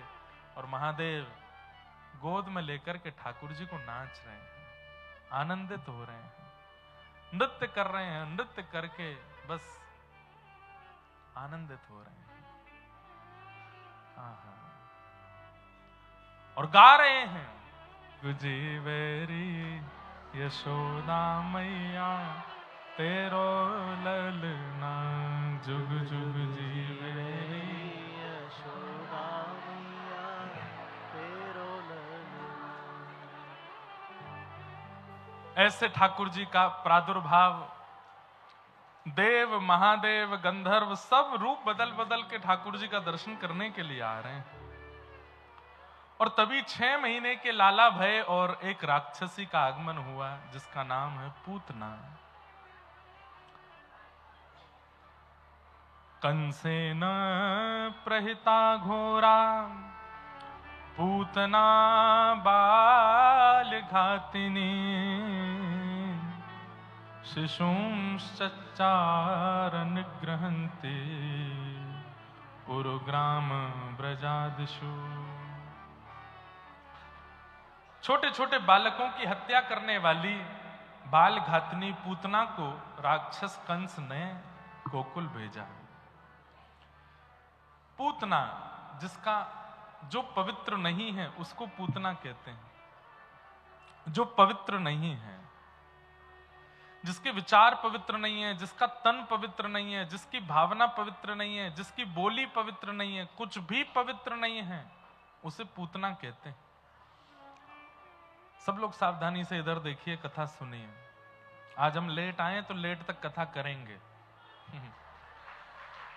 आपका तो देखो, आप तो यहां से कथा सुन के चले जाओगे घर। हम पता है रात में 1-1, 2-2 बजे पहुंचते हैं। यहां से 2-4 जगह जाएंगे, उनके यहाँ उनके यहाँ उनके यहाँ, 1-2 बजे जाके घर पहुंचेंगे। पर फिर भी हम पूरा जो हमारे पूरे दिन की जितनी ऊर्जा होती है वो कथा के लिए ही तो होती है, और यही करने हम आए हैं। तो इसलिए हम कथा बिल्कुल आराम से पूरी सुनाएंगे, तो आप बैठे रहो। और जिन लोगों को बीच में उठना होता है, अब तो क्या बोले, अब 3 दिन की तो कथा ही, 2 ही दिन की तो रह गई। पर जिनको उठना होता है ना बीच में, उनको कोने में ही बैठना चाहिए। और जो सुनने वाले हैं उनको, अब ये बीच यहाँ आगे वाले सेक्शन में इतनी जगह है कि कम से कम 300 लोग और बैठ जाएंगे। थोड़े नेक पीछे हो जाओ, नेक नेक यहाँ से माताएं बहनें नेक नेक और ऐसे होके बैठ जाएं, जो खड़े हैं वो भी बैठ जाएं, और कोई उठे नहीं, बस सब लोग बैठ के कथा सुने। पूतना यानी कि जो पवित्र नहीं है उसे पूतना कहते हैं। मैं हमेशा कथाओं में कहा करता हूं कि जब आप भक्ति मार्ग में आएंगे तो सबसे पहले भक्ति में जो बाधा आती है वो कौन आती है? पूतना। पूतना का मतलब क्या है? अपवित्र विचार। अपवित्र विचार, अपवित्र स्वभाव, अपवित्र स्थिति जब चित्त में आने लगती है, समझो पूतना आक्रमण कर रही है, उसको आने नहीं देना। आपने मुख से कृष्ण नाम कहना शुरू कर दिया, राधा नाम कहना शुरू कर दिया, गले में कंठी पहन ली, एकादशी करने लगे, कथा सुनने लगे, धाम जाने लगे, इसका मतलब आप भक्ति कर रहे हो। अब इसके बाद में अपवित्र पूतना आपके पास आनी नहीं चाहिए। तन की अपवित्रता सबसे लास्ट बात है। तन की अपवित्रता वो सबसे लास्ट स्टेज है। उससे भी ज्यादा जरूरी विचार और मन की पवित्रता है। कई लोग 3 बार नहाते हैं दिन में, लेकिन विचार शुद्ध नहीं है, विचारों से शुद्ध नहीं है। ऐसी पवित्रता का क्या फायदा? पवित्रता विचारों में होनी चाहिए।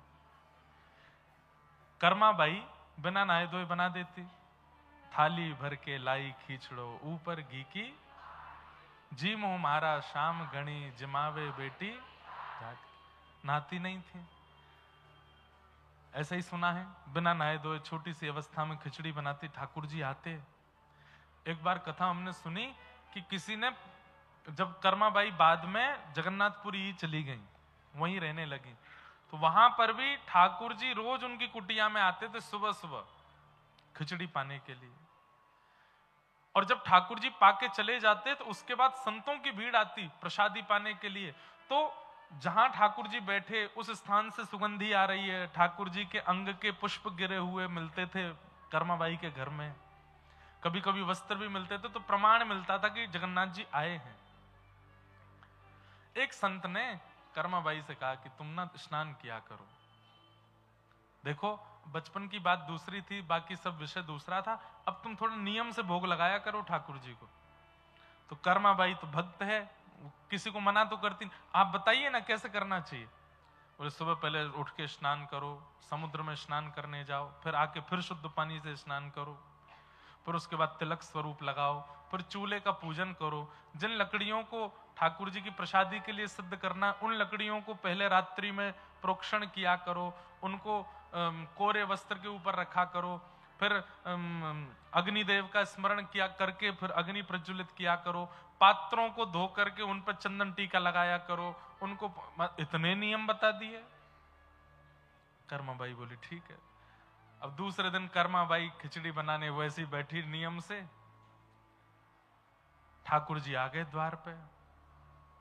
अभी तो अग्निदेव का स्मरण चल रहा था। ठाकुर जी आके बोले अरे कर्मा जी क्या कर रही है तू? बोले अग्निदेव का आवाहन कर रही हूं, चुपचाप बैठो यहाँ पे। अभी तक तो मैं बिना नियम के बनाती थी, अब नियम से बनाऊंगी, मुझे पंडित जी बोल के गए। ठाकुर जी थोड़ी पे हाथ धर के बैठे हैं, कर्मा अभी अग्निदेव का आवाहन, फिर पात्र लेके आई, पात्रों पर चंदन लगा रही है, उनको बन, फिर जितनी सामग्री खिचड़ी में डालनी होती सबको प्रणाम कर रही है, सबको शुद्ध करी पवित्र।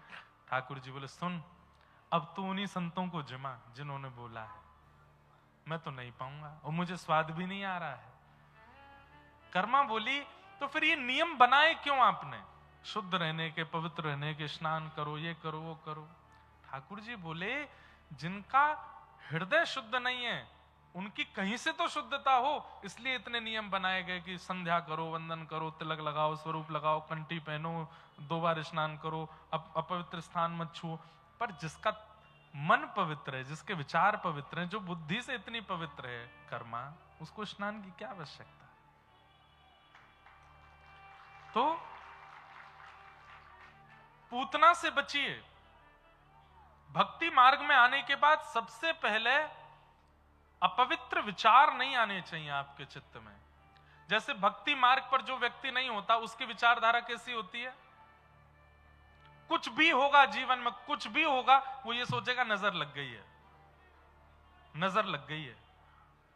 लेकिन आध्यात्मिक व्यक्ति जब ठाकुर जी को भजने वाला होगा ना, उसके जीवन में कुछ भी होगा, वो कहेगा ठाकुर जी का प्रसाद है, ठाकुर जी शायद चाह रहे हैं कि ये काम ना हो इसलिए हो रहा है। वो ये नहीं सोचेगा कि कोई और कारण है, वो सब चीजों में सोचेगा ठाकुर जी ऐसे ही चाहते हैं इसलिए ऐसे ही हो रहा है। कोई नजर नहीं, कोई गुजर नहीं, कोई अपशगुन नहीं, सब ठाकुर जी की कृपा है। अपवित्र विचार नहीं। फिर अपवित्र विचार के साथ साथ अपवित्र बुद्धि नहीं। विचार का मतलब होता है अपने अंदर है, क्रिया में नहीं आ रहा, लेकिन विचार जब बुद्धि में पहुंच जाते हैं तो धीरे धीरे क्रिया में आने लग जाते हैं, वही अपवित्र भाव। आप अभी तक तो सोचते थे कि इसका बुरा हो, लेकिन करते नहीं थे, लेकिन धीरे धीरे धीरे धीरे आप करने भी लग जाओगे। यही पूतना है, और इस पूतना से बचना है। पूतना आ गई, जैसी पूतना आई सब ब्रजवासी उसको देखते रहे, कितनी सुंदर, इतनी सुंदर बन के आई है। उसका रूप ऐसा, नेत्र ऐसे, नासिका ऐसे, केश ऐसे, चाल ऐसी कि महाराज सब फिदा हो गए पूतना पर। जबकि एक भी वस्तु वास्तविक नहीं थी, ना उसका रूप वास्तविक है, ना चाल वास्तविक है, ना उसका स्वरूप वास्तविक है, सब बना करके आई है। ये भी पूतना का स्वरूप है। मतलब श्रृंगार करने वालों से नहीं कह रहा हूं मैं कि आप पूतना हो ना, बाह्य श्रृंगार वालों से नहीं कह रहा हूं मैं। मतलब जो हैं कुछ और बताते कुछ हैं खुद को, और इसमें भी विशेष रूप से हैं घोर संसारी पर दिखाते हैं महाआध्यात्मिक, ये पूतना है। हैं घोर क्रोधी, हैं घोर कामी, हैं घोर लोभी, लेकिन सबको ऐसे दिखाएंगे बगुला भगत। बगुला भगत की कथा सुनी? एक पैर से खड़ा रहता है नदी में आंख बंद करके, तो मछलियां कहती हैं अरे संत जी आए, चल पैर छूने चलते हैं। अरे चल आजा। बोले कैसे संत? एक पैर से खड़े, आंख बंद करके खड़े। मछलियां प्रणाम करने के लिए जाती हैं, जय हो बाबा, हमारा घर परिवार कैसे चलेगा बताओ ने। इतने बगुला भगत एक आंख खोलता है, चोंच भीतर डालता है, मछली को खा लेता है। ये बगुला भगत, मतलब दिखाएगा भगत है, पर है कौन? हरण करने वाला। तो हम दिखाते ऐसा है कि हम आध्यात्मिक हैं, हम भक्त हैं, हम वैष्णव हैं, परम पवित्र हैं, पर हैं नहीं। ये ऐसे लोग पूतना ही हैं। पूतना के रूप को देख के सब मोहित हो गए, सब कहने लगे अरे भैया ये है सुंदरी। तो यशोदा मैया बोली अगर मेरो लाला कछु साल पहले जन्म लेतो तो यही तो ब्याह करा देती, इतनी सुंदर है।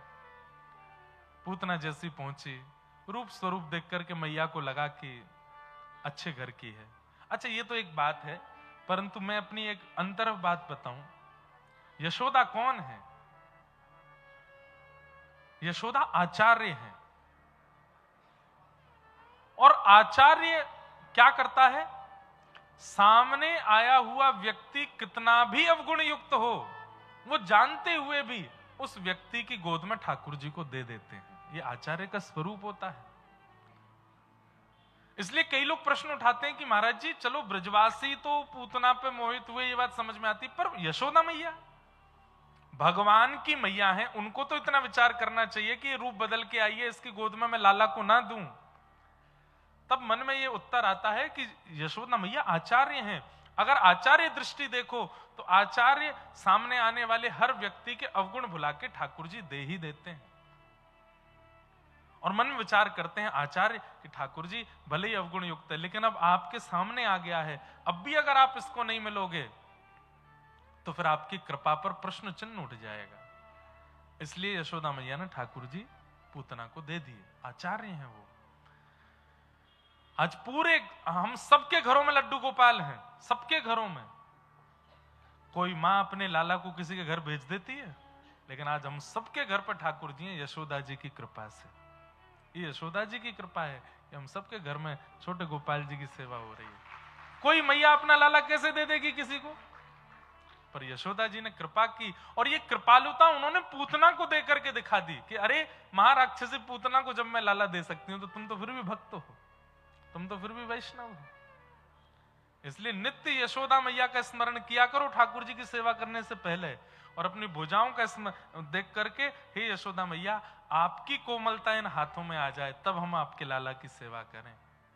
फिर देखना सेवा कितनी अद्भुत होगी ठाकुर जी की। आप निष्ठुर हो, अपने हाथों से सेवा नहीं कर सकते ठाकुर जी की। देखो ठाकुर जी की सेवा का नियम है, प्रातःकाल उठाने की सेवा यशोदा जी के भाव से, मध्याह्न में प्रसाद की राजभोग की सेवा गोपियों के भाव से, और रात्रि शयन की सेवा किशोरी जी के भाव से। इन तीन भावों से ठाकुर जी की सेवा होनी चाहिए। सुबह जब ठाकुर जी का उत्थापन करो, ठाकुर जी को जगाओ, तो इतनी कोमलता रखो जैसे यशोदा मैया। अब जैसे शीतकाल चल रहा है, तो शीतकाल में पहले हीटर पर या फिर सिगड़ी पर नेक हाथ थोड़े से सेको, हाथों पे इत्र लगा करके हाथों को थोड़ा गर्म करो। ठंडे हाथ से ठाकुर जी नहीं उठाने हैं जैसे मैया उठाती हैं। फिर सीधे लाइट ऑन मत कर दो मंदिरों की, ठाकुर जी की आंख पे सीधे चौंधा पड़ो, ऐसे डोलेंगे नहीं। लाइट नहीं जलाओ, एक दिया जलाओ, अंधेरा रहने दो। ठाकुर जी की रजाई के भीतर हाथ ले जाओ, गरम गरम हाथों से ठाकुर जी के चरण दबाओ। फिर कुछ मीठा मीठा गाओ, लाला के लिए दूध लेके जाओ, फिर दूध का भोग लगाओ, फिर रजाई उठा के ठाकुर जी को, कई कथाओं में विस्तार से मैंने बताई है सब भाव। ऐसे सेवा का रूप होना चाहिए। तो यशोदा मैया के सामने पूतना आ गई। मैया ने जैसे ही लाला दिए, मैया को किसी काम से बुलाने के लिए गोपियां आ गईं। यहां ठाकुर जी का मुख अपने पयोधर से जैसे ही पूतना ने लगाया, ठाकुर जी ने पहले तो उसके दूध को पिया, रस तत्वों को पिया, और पीते पीते पीते अब एक घटना और हुई थी। जैसे ही पूतना की गोद में गए, 6 दिन के ठाकुर जी ने छोटे छोटे हाथ ऐसे रख लिए अपने। ठाकुर जी बोले, जो इस प्रकार आडंबर रूपी स्वरूप धारण करते हैं, दुनिया भले ही मोहित हो जाए उनसे, मैं नहीं देखता उनको, मेरी दृष्टि नहीं पड़ती उन पे। इसलिए भैया जीवन में एक बात का ध्यान रखना, कभी ऐसा काम मत करना कि गुरु, माता, पिता और ठाकुर जी, इन चारों की दृष्टि के अधिकार से वंचित हो जाओ। इन चारों के नेत्र बंद हो जाएं आपके प्रति। अरे दुनिया तो किसी की भी नहीं है, ये दुनिया कभी किसी का अच्छा बोलती है, किसी का बुरा बोलती है, इसको प्रसन्न करने में मत लगे रहो। माता, पिता, गुरु और ठाकुर जी, कभी ऐसी क्रिया मत करो कि ये चार आपसे रूठ जाएं। बस पूतना को नहीं देखा, कितना बड़ा दुर्भाग्य है। इतनी पास जाकर के भी, जगन्नाथ जी को गोद में लेकर के भी उनके नेत्रों की अधिकारिणी नहीं बन पाई पूतना। पूतना ने पयोधर को पीना शुरू किया। गाढ़म कराभ्याम भगवान प्रपीड्य तत् प्राणे शमम रोष समन्वितो पिबैत। भगवान ने जैसे ही उसके प्राणों को पीना शुरू किया, पूतना का रूप कुरूप होने लगा, अपने वास्तविकता में आने लगी। धीरे धीरे उसका रूप विकराल विशाल हो गया। सामुंच मुंचाल मिति प्रभाषिणी निष्पीड्यमाना खिल जीव जर्मनी, खिल जीव वर्मनी। सामुंच मुंचाल, अरे बालक छोड़, अरे बालक छोड़ कहकर के ठाकुर जी को दूर करने लगी, लेकिन ठाकुर जी ने पूतना को नहीं छोड़ा। मानो ठाकुर जी कह रहे हैं, एक बार जो मेरे समीप आ जावे, अब भले ही राक्षस बन के आयो, अब तो ठिकाने लगा के ही छोड़ूंगा, ऐसे नहीं छोड़ूंगा। ठाकुर जी ने जोर से पकड़ लिया पूतना को, और प्राणों को पी करके भगवान ने गोविंदाय नमो नमः कर दिया। बोले पूतना मर्दन भगवान की। पूतना का शरीर नंद भवन के पीछे कितने योजन तक दूर तक फैल करके गिरा, इतनी विशाल हो गई पूतना। जोर की आवाज हुई, ब्रजवासी सब दौड़े, राक्षसी देख करके घबरा गए। नंद भवन में जाकर के देखा ठाकुर जी नहीं है, पलना में नहीं है। यशोदा मैया रोने लगी, ढूंढने लगे सब।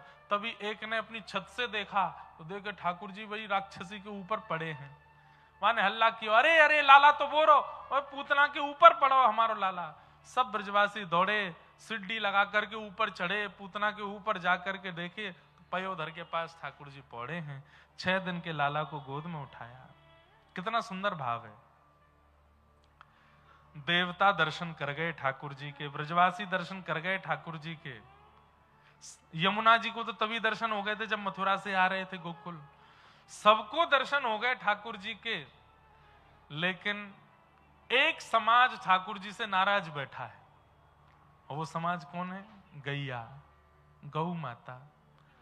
गैया कह रही है, सब जगह झूठी बात फैला रखी है कि मैं गैयाओं के लिए जन्मा हूं, और 6 दिन है गए हमें दर्शन नहीं दिए। ठाकुर जी बोले, अब मैं कैसे आऊं? इतना तो प्रतीक्षा करो कि मैं घुटमुन चलन लगूं, और जब घुटमुन चलन लगूंगा एक दिन मैया मुंह को कहीं छोड़ेगी, सोई दौड़ के गौशाला में आ जाऊंगा। गैया रो रही हैं, बोले हमसे रहो नहीं जा रहो लाला, तो को देखे बिना हम ते रहो नहीं जा रहो, अब ही आ। तब 6 दिना में ठाकुर जी ने पूतना बुलाई, वहां को पयोधर पान करके वहां को वध कियो। जैसे ही मैया ने गोद ते उठाए तो सब गोपी आपस में बोली, अरे लाला को नजर नहीं लग गई हो, लाला को कोई आला बला नहीं लग गई हो, जो पूतना राक्षसी या को दूध पी लियो, कहीं लाला के पेट में विष नहीं बन गया हो। तुरंत एक गोपी बोली, बोले लाला को सबसे पहले गौशाला लेके चलो, गौमूत्रेण स्नापित्वा पुनर्गौरज सार्वकम। गौमूत्र से लाला को स्नान कराएंगी, गौरज या के अंग पे लगाएंगी, गौ पूंछ से झाड़ा देंगी, सोई लाला खुश ठीक है जाएगा। ठाकुर जी बोले यही तो हम चाह रहे थे, कैसे गैयान के पास ले चलो। और अब ठाकुर जी का गौशाला में प्रवेश हुआ है। जैसे मैया लाला को लेके गौशाला पहुंची, सब 9 लाख गैया रम्माने लगी, सबके नेत्रों में अश्रु आने लगे, सबके पयोधर से बिना हाथ लगाए दुग्ध निकलने लगा। ये दृश्य देख करके यशोदा मैया आनंदित हो गई। यमुना जी का जल दुग्ध युक्त हो गया। क्यों? सब गैयाओं ने ठाकुर जी का गौशाला में स्वागत किया है। मैया बोली, कितनी करुणा इन गैयान में। बंधुओं, उस समय पे गायों के गले वले बांध के नहीं रखते थे, खुली रहती थी गैया। सब गायों ने आकर के यशोदा मैया को घेर लिया। कोई भी ज्यादा पास नहीं आ रही है। गैयाओं को भी ये विचार है कि हम कहीं ज्यादा पास गई, जीभ लगा दी, हमारी निष्ठुर जीभ से लाला को लग गई तो केवल दूर से सब गैया लाल जी को निहार रही हैं। ठाकुर जी सब गैयाओं को देख करके किल किल करके हंसने लगे। 6 दिन के ठाकुर जी। यशोदा मैया ने तुरंत गैयाओं की चरण रस ठाकुर जी के अंग से लगाई, गौ पुच्छ से ठाकुर जी को झाड़ा दिया। हाँ, इस प्रकार ठाकुर जी एक लीला करते हैं, पर एक लीला में कितने लोगों को ठाकुर जी सुख दे देते हैं ठाकुर जी जाने। अगर मैं एक एक लीला का विस्तार करने पर आ जाऊं तो प्रत्येक लीला में ठाकुर जी किस किस पर अनुग्रह कर रहे हैं, इसके भी कम से कम 5-5 भाव निकल आएंगे।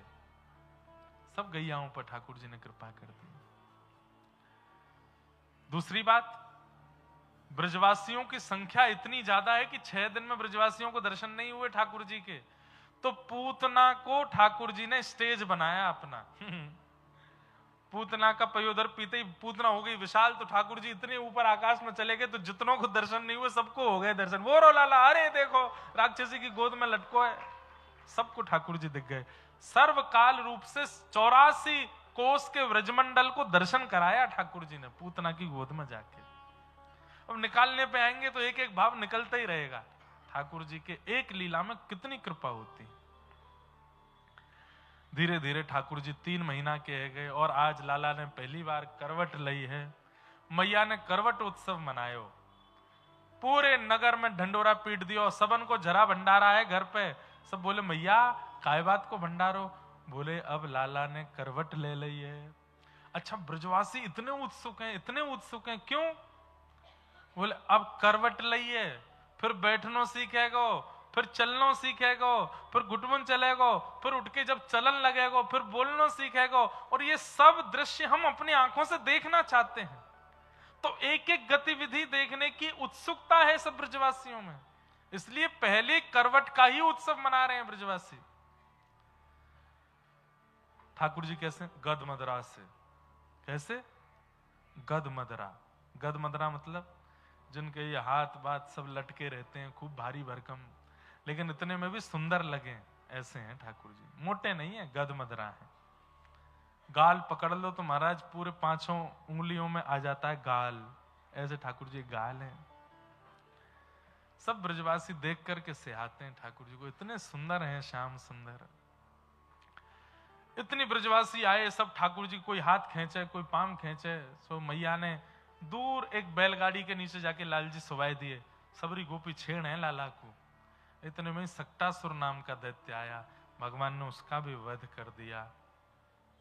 धीरे धीरे ठाकुर जी 1 वर्ष के हो गए। अब जैसे ही 1 वर्ष के भय हैं, घुटमुन चलन लगे हैं।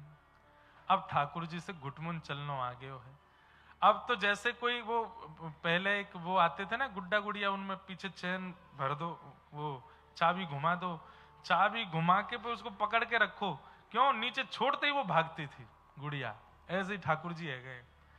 मैया जब तक गोद में रखती है तब तक ठाकुर जी तो मुद्रा बना लेते हैं, ऐसे हाथ और घुटने, और नीचे ही देखते रहते हैं। जैसे ही मैया छोड़े और मैं दौड़ूं, और मैया जैसे ही नीचे धरे, इतने में तो ठाकुर जी ऐसे घुटमुन चले, कभी वहां पहुंच जाए, कभी वहां पहुंच जाए, कभी कहीं चढ़ जाए। ऐसे ठाकुर जी की मधुर लीला। मैया लाला को गोद में बैठ करके अब बुलवाना सिखाती है।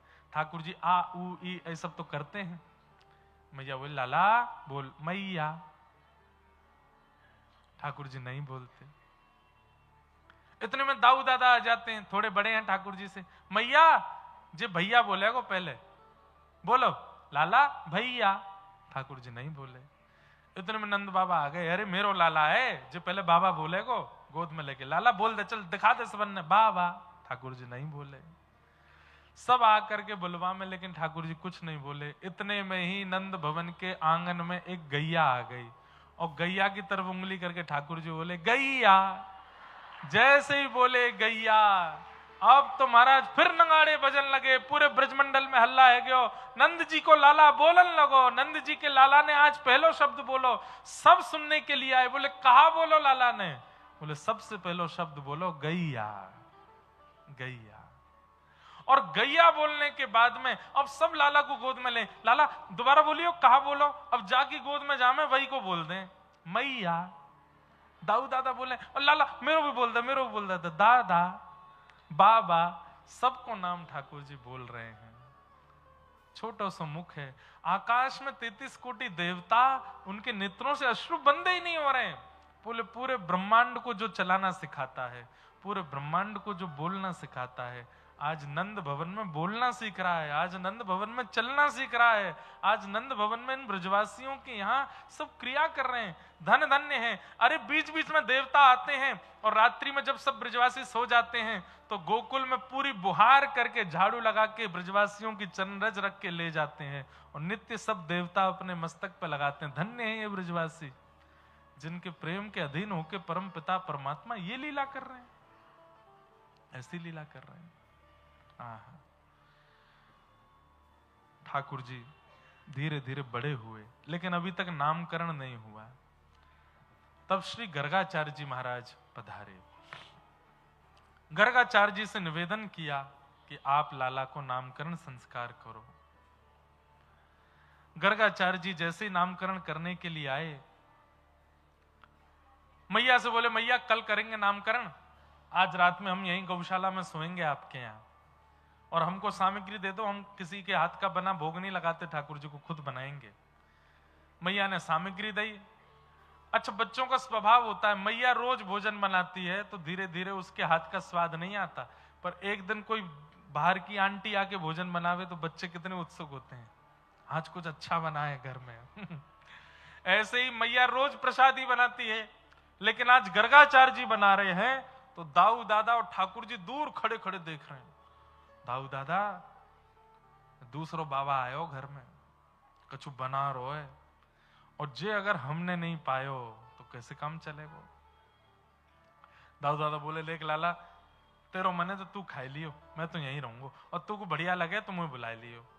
ठीक है, बोलते नहीं है, अभी मनी मन में बात कर रहे हैं दाऊ दादा से।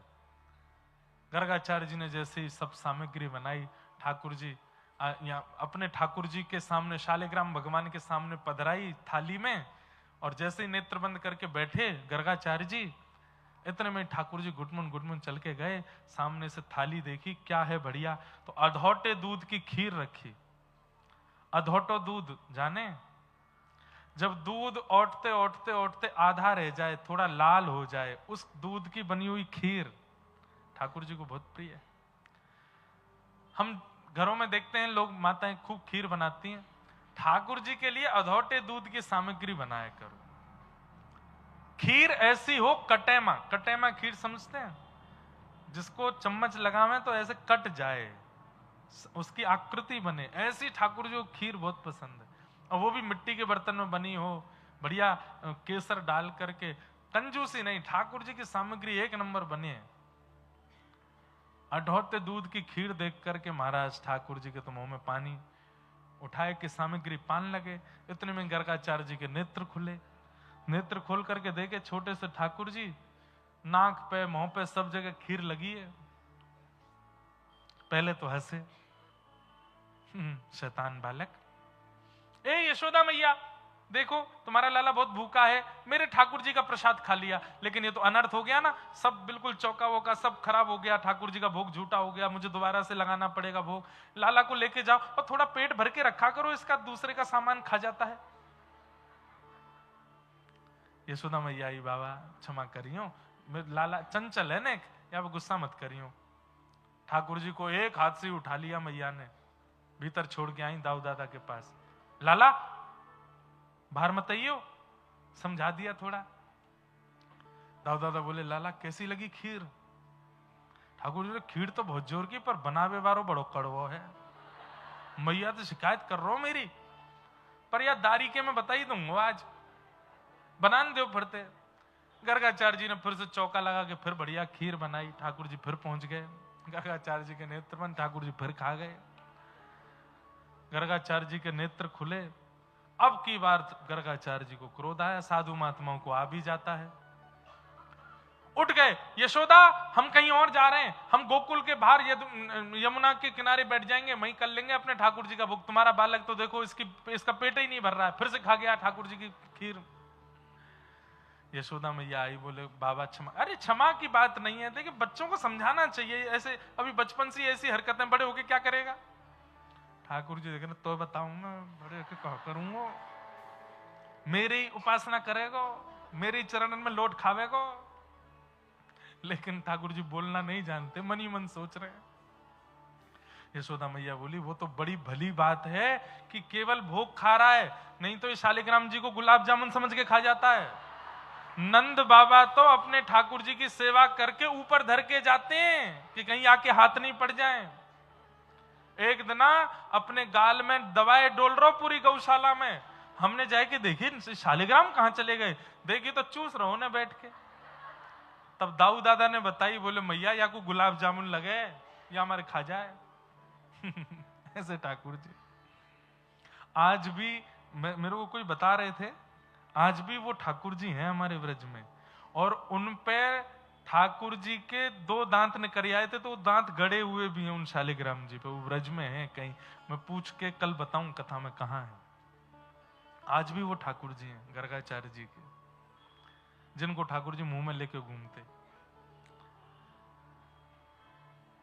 तीसरी बार में मैया ने ठाकुर जी कमरा में बंद कर दिए, बोले अब ना निकलेगो बाहर। आहा, ठाकुर जी खिड़की पे खड़े हो गए, वहीं से गर्गाचार्य जी को देख रहे हैं। अब क्या बोला, अब क्या बोला। गर्गाचार्य जी भी दूर से कह रहे हैं शैतान बालक।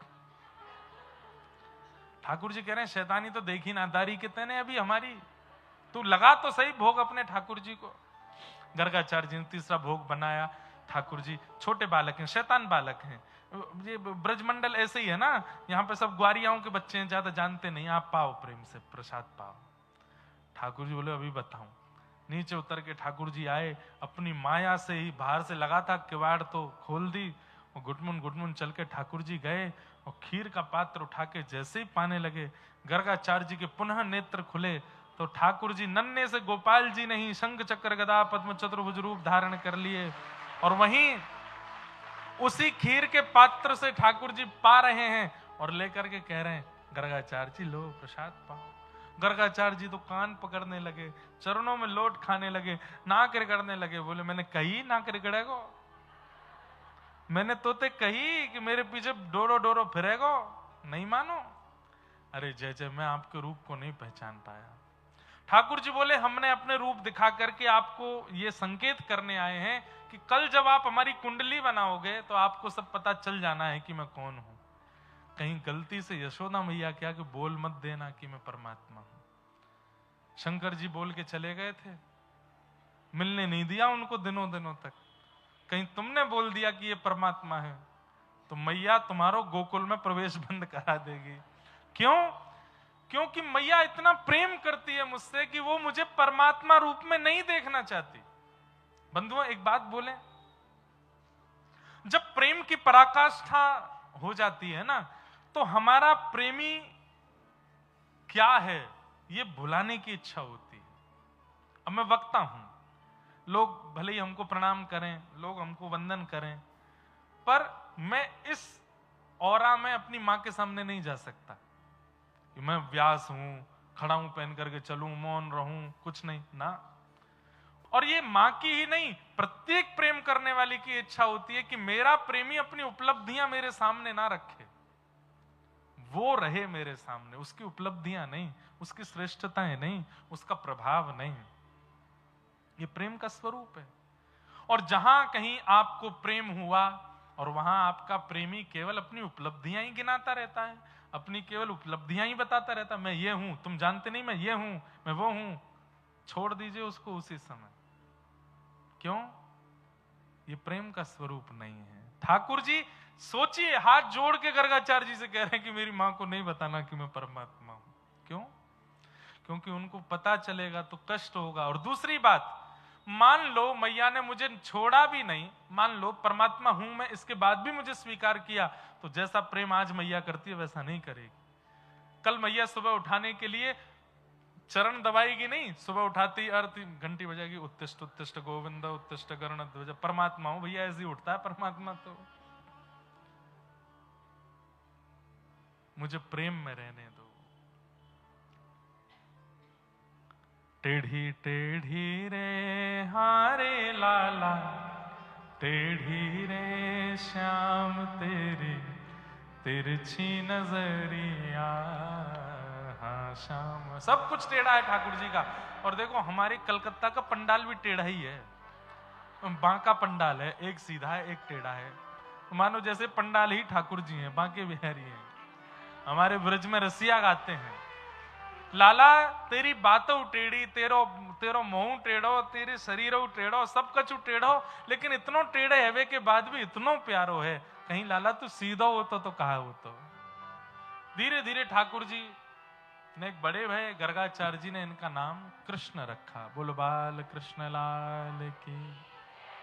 अब ठाकुर जी चोरी करने लगे। काय की चोरी? मक्खन की, दूध की, दही की। माखन चोरी सबने सुनी है, फूतकार चोरी। ठाकुर जी दूध की चोरी करते हैं, ठाकुर जी दही की चोरी करते हैं, सब चुराते हैं ठाकुर जी। क्यों चुराते हैं? क्योंकि सारे ब्रजवासियों पर कंस ने नियम लगा रखा है कि जितना भी दूध घी दही निकलेगा सब मथुरा भेजना पड़ेगा। सब ब्रजवासी सारी सामग्री इकट्ठी करके मथुरा भेज देते हैं, ब्रजवासियों के पास कुछ नहीं बचता। तो ठाकुर जी ने मन बनाया कि इन ब्रजवासियों के पास बचे रहे, अगर इनके पास बचेगा तो इनको भेजना पड़ेगा, लेकिन चोरी हो जाएगा तो कैसे भेजेंगे। तो इसलिए ठाकुर जी ने सब ग्वाल बालों की मंडली इकट्ठी करके बाल गोपाल चौर प्रचार प्रसार मंडल बना लिया। और ठाकुर जी घर घर जाके चोरी करते हैं, गौरस की चोरी करते हैं। अच्छा, प्रारंभ में तो शुरू हुआ, लेकिन जब गोपियों को पता चली कि ये चोरी लाला करे, अब तो गोपियां दूध ही इसी भाव से निकालती हैं कि हमारे घर का इतना बढ़िया हो कि लाला हमारे घर आ जाए चोरी करवे। मक्खन जमाती है, मिष्टी दोई, दही नहीं बोलते आपके यहां, दोई दोई, मिष्टी दोई, मीठा मीठा दही निकालती हैं, बनाती हैं, जमा करके ठाकुर जी के लिए रख देती हैं। और जब चोरी हो जाता है ना, तो दो काम हो जाते हैं। एक तो इनके द्वारा प्रकट की गई सामग्री ठाकुर जी भोग लगा लेते हैं, फिर दूसरा उस सामग्री के हरण होने पर तो शिकायत लेकर के मैया से शिकायत करने चली जाती हैं, उसके बहाने दर्शन हो जाता है। तो गोपियों का ये सब बहाना है कृष्ण दर्शन का। इस प्रकार ठाकुर जी खूब सुंदर लीला कर रहे हैं, उसका विस्तार नहीं करूंगा, आज लाल जी को भी आना है। मैया ने एक दिन ठाकुर जी ने घर की हंडी फोड़ दी। मैया ने ठाकुर जी पकड़ के ऊखल से बांध दिए, और जैसे ही ठाकुर जी ऊखल से बंधे, खिसक खिसक के ठाकुर जी आगे की ओर बढ़े। कुबेर के पुत्र नलकूवर और मणिग्रीव दो वृक्ष के रूप में खड़े थे। ठाकुर जी का स्पर्श होते ही दोनों वृक्ष टूट के गिर पड़े और कुबेर के पुत्र प्रकट हो गए। दोनों ने भगवान की स्तुति गाई कि वाणी गुणानुकथने श्रवणौ कथायां हस्तौ च कर्म सुमनस्तव पादयोर्नः स्मृत्यां शिरस्तव निवास जगत प्रणामे दृष्टि सताम दर्शनेस्तु भवत्तनूनाम। बहुत सुंदर स्तुति है।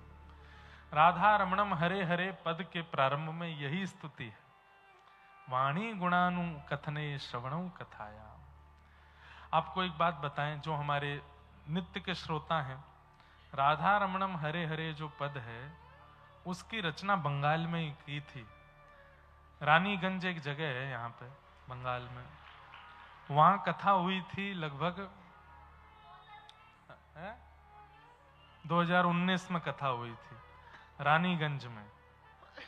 तो वहां जब लाल जी लगभग 6-7 महीने ही हुए थे लाल जी की सेवा करते हुए, तब मन में भाव आया कि हम ब्रजवासी तो हैं पर राधारमण जी को कभी छू तो सकते नहीं है, अपरस की सेवा है। तो ऐसा क्या निर्माण करें कि भले ही तन से ना छू पाए लेकिन वाणी, शब्द और भाव से ठाकुर जी को छू लिया करें। और लाल जी से यही प्रार्थना की, ऐसी रचना करवाओ, ऐसी रचना करवाओ कि भले ही 100 साल हो जाएं लेकिन वो रचना कभी पुरानी ना हो, हमेशा राधारमण जी सुनकर के आनंदित हुआ करें। तब रानीगंज में कथा थी, लाल जी की सेवा करते करते 2-4 दिन सुनते रहे कई राग शब्द, और फिर व्रज जन प्रियतम बाल मुकुंदम राधारमणम हरे हरे राधारमणम हरे हरे। केसर तिलकम कृष्ण वरणम, केसर तिलकम कृष्ण राधारमणम हरे हरे राधारमणम हरे हरे व्रज जन प्रियतम बाल मुकुंदम राधारमणम हरे हरे राधारमण। और हमें याद है जब यह पद लिखा गया था तब भूकंप भी आया था। मानो ऐसा लगा कि न कंपयंति केशरो निशम्यतावकम यशः। हमारे नाना जी बोलते थे कि भैया इतनी सुंदर रचना करी, अब रचना हमने ही करी तो हम प्रशंसा नहीं करें उसकी, पर हमारे नाना जी बोलते थे, बोले कि इतनी सुंदर बात सुनाई भक्त ने कि जो सुनता है उसी का सिर हिलता है। बोले हाँ अच्छा है। तो बोले सुनते सुनते सुनते सुनते प्यारे गिरधर लाल की श्री लाल जी पधारे हैं।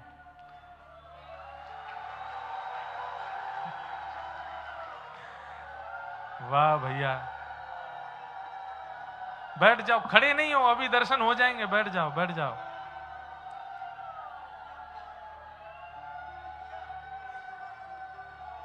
हमारे ब्रज में आए के कर दियो तो लाला डर के मारे भाग जाएगा। लेकिन बंगाल, पश्चिम बंगाल में तो इसी से ही ठाकुर जी खुश होते हैं।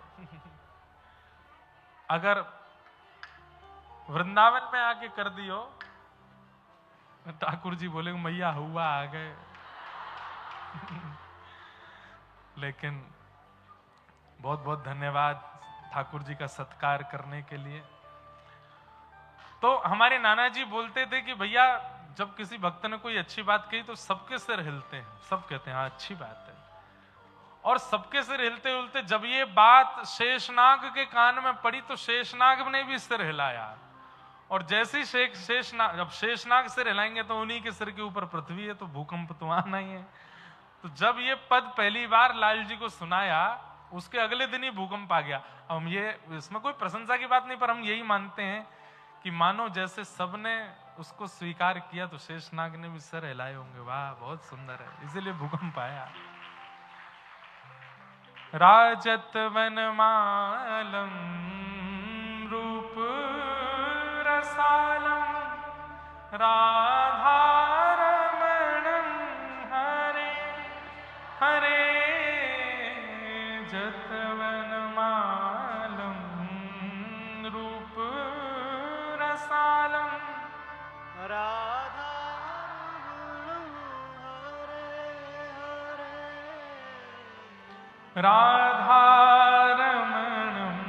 हरे हरे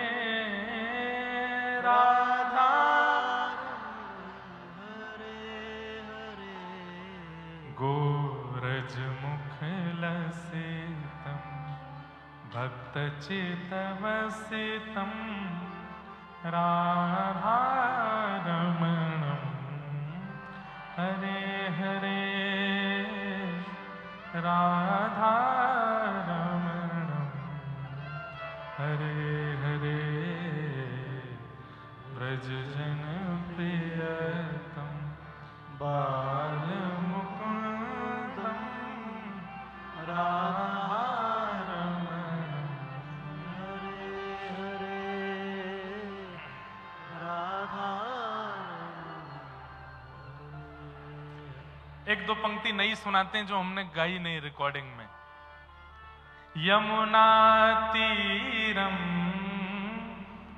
मयूर पुकारम राधारमणं हरे हरे यमुना तीरम मयूर पुकारम राधारमणं हरे हरे राधारमणं हरे हरे राधारमणं हरे हरे वृन्दाविपेनम्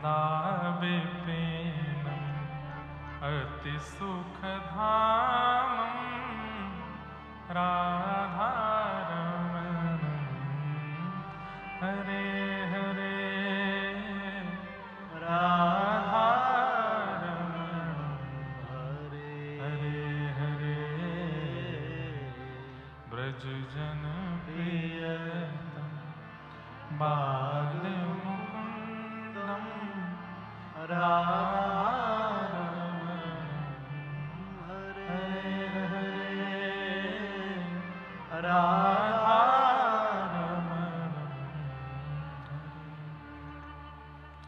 हे त्रिभुवनकमनम् अतिसुखरूपं राधारमणं हरे हरे त्रिभुवनकमनम् अतिसुखरूपं राधारमणं हरे हरे राधारमणं हरे हरे राधारमणं हरे हरे गिरिवरधरणं जनुमनहरणं राधारमणं हरे हरे राधारमणं हरे हरे व्रजजनप्रियतं बालमुकुन्दं राधारमणं हरे हरे राधारमणं हरे हरे। दो तीन पंक्तियां और भी हैं जो हमने रिकॉर्डिंग में नहीं गाई हैं। रसिक नरेशम श्यामाकांतम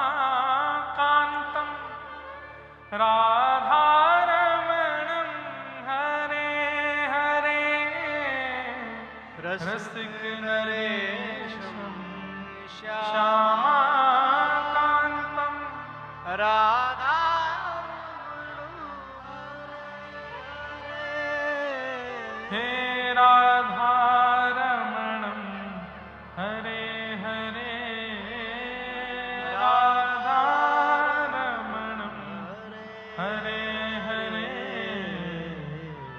श्याम स्वरूपं दीन दयालं राधारमणं हरे हरे राधारमणं हरे हरे व्रजजनप्रियतं बालमुकुन्दं राधारमणं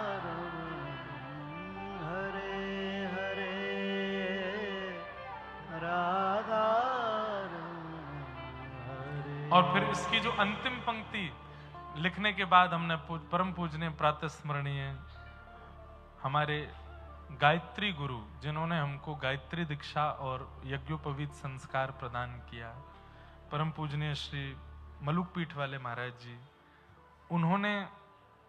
उनको जब हमने दिखाया तो अंतिम पंक्ति जो इस पद की है वो महाराज जी के द्वारा रचित है।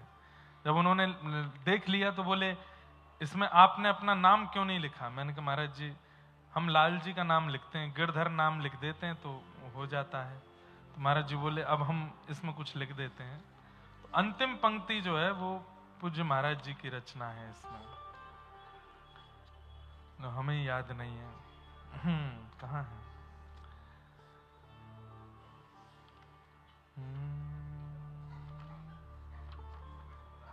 है? नहीं, वो तो हमको पता है।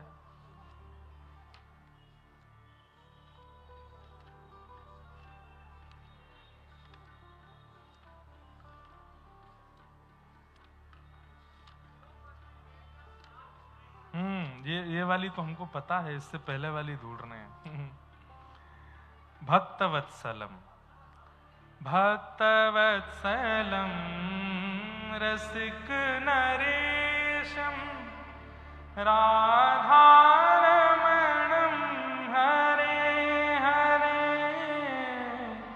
भक्तवत्सलम रसिक नरेशम राधारमणं हरे हरे। ओ राधारमणं हरे हरे राधारमणं हरे हरे गोपसुवेशं दासीन्द्रेशं राधारमणं हरे हरे राधारमणं हरे हरे व्रज जन प्रिय बालमुकुन्दं राधारमणं हरे हरे राधा। बोल गिरधर लाल प्यारे की जय, श्री राधा रमण लाल की जय, आज के आनंद की जय। पूछरी के लौटा की हुक हुक प्यारे। क्या बात है बंसी वारे। शाबाश है। प्यारे गिरधर लाल जी पधारे हैं और मधुर दर्शन दे रहे हैं।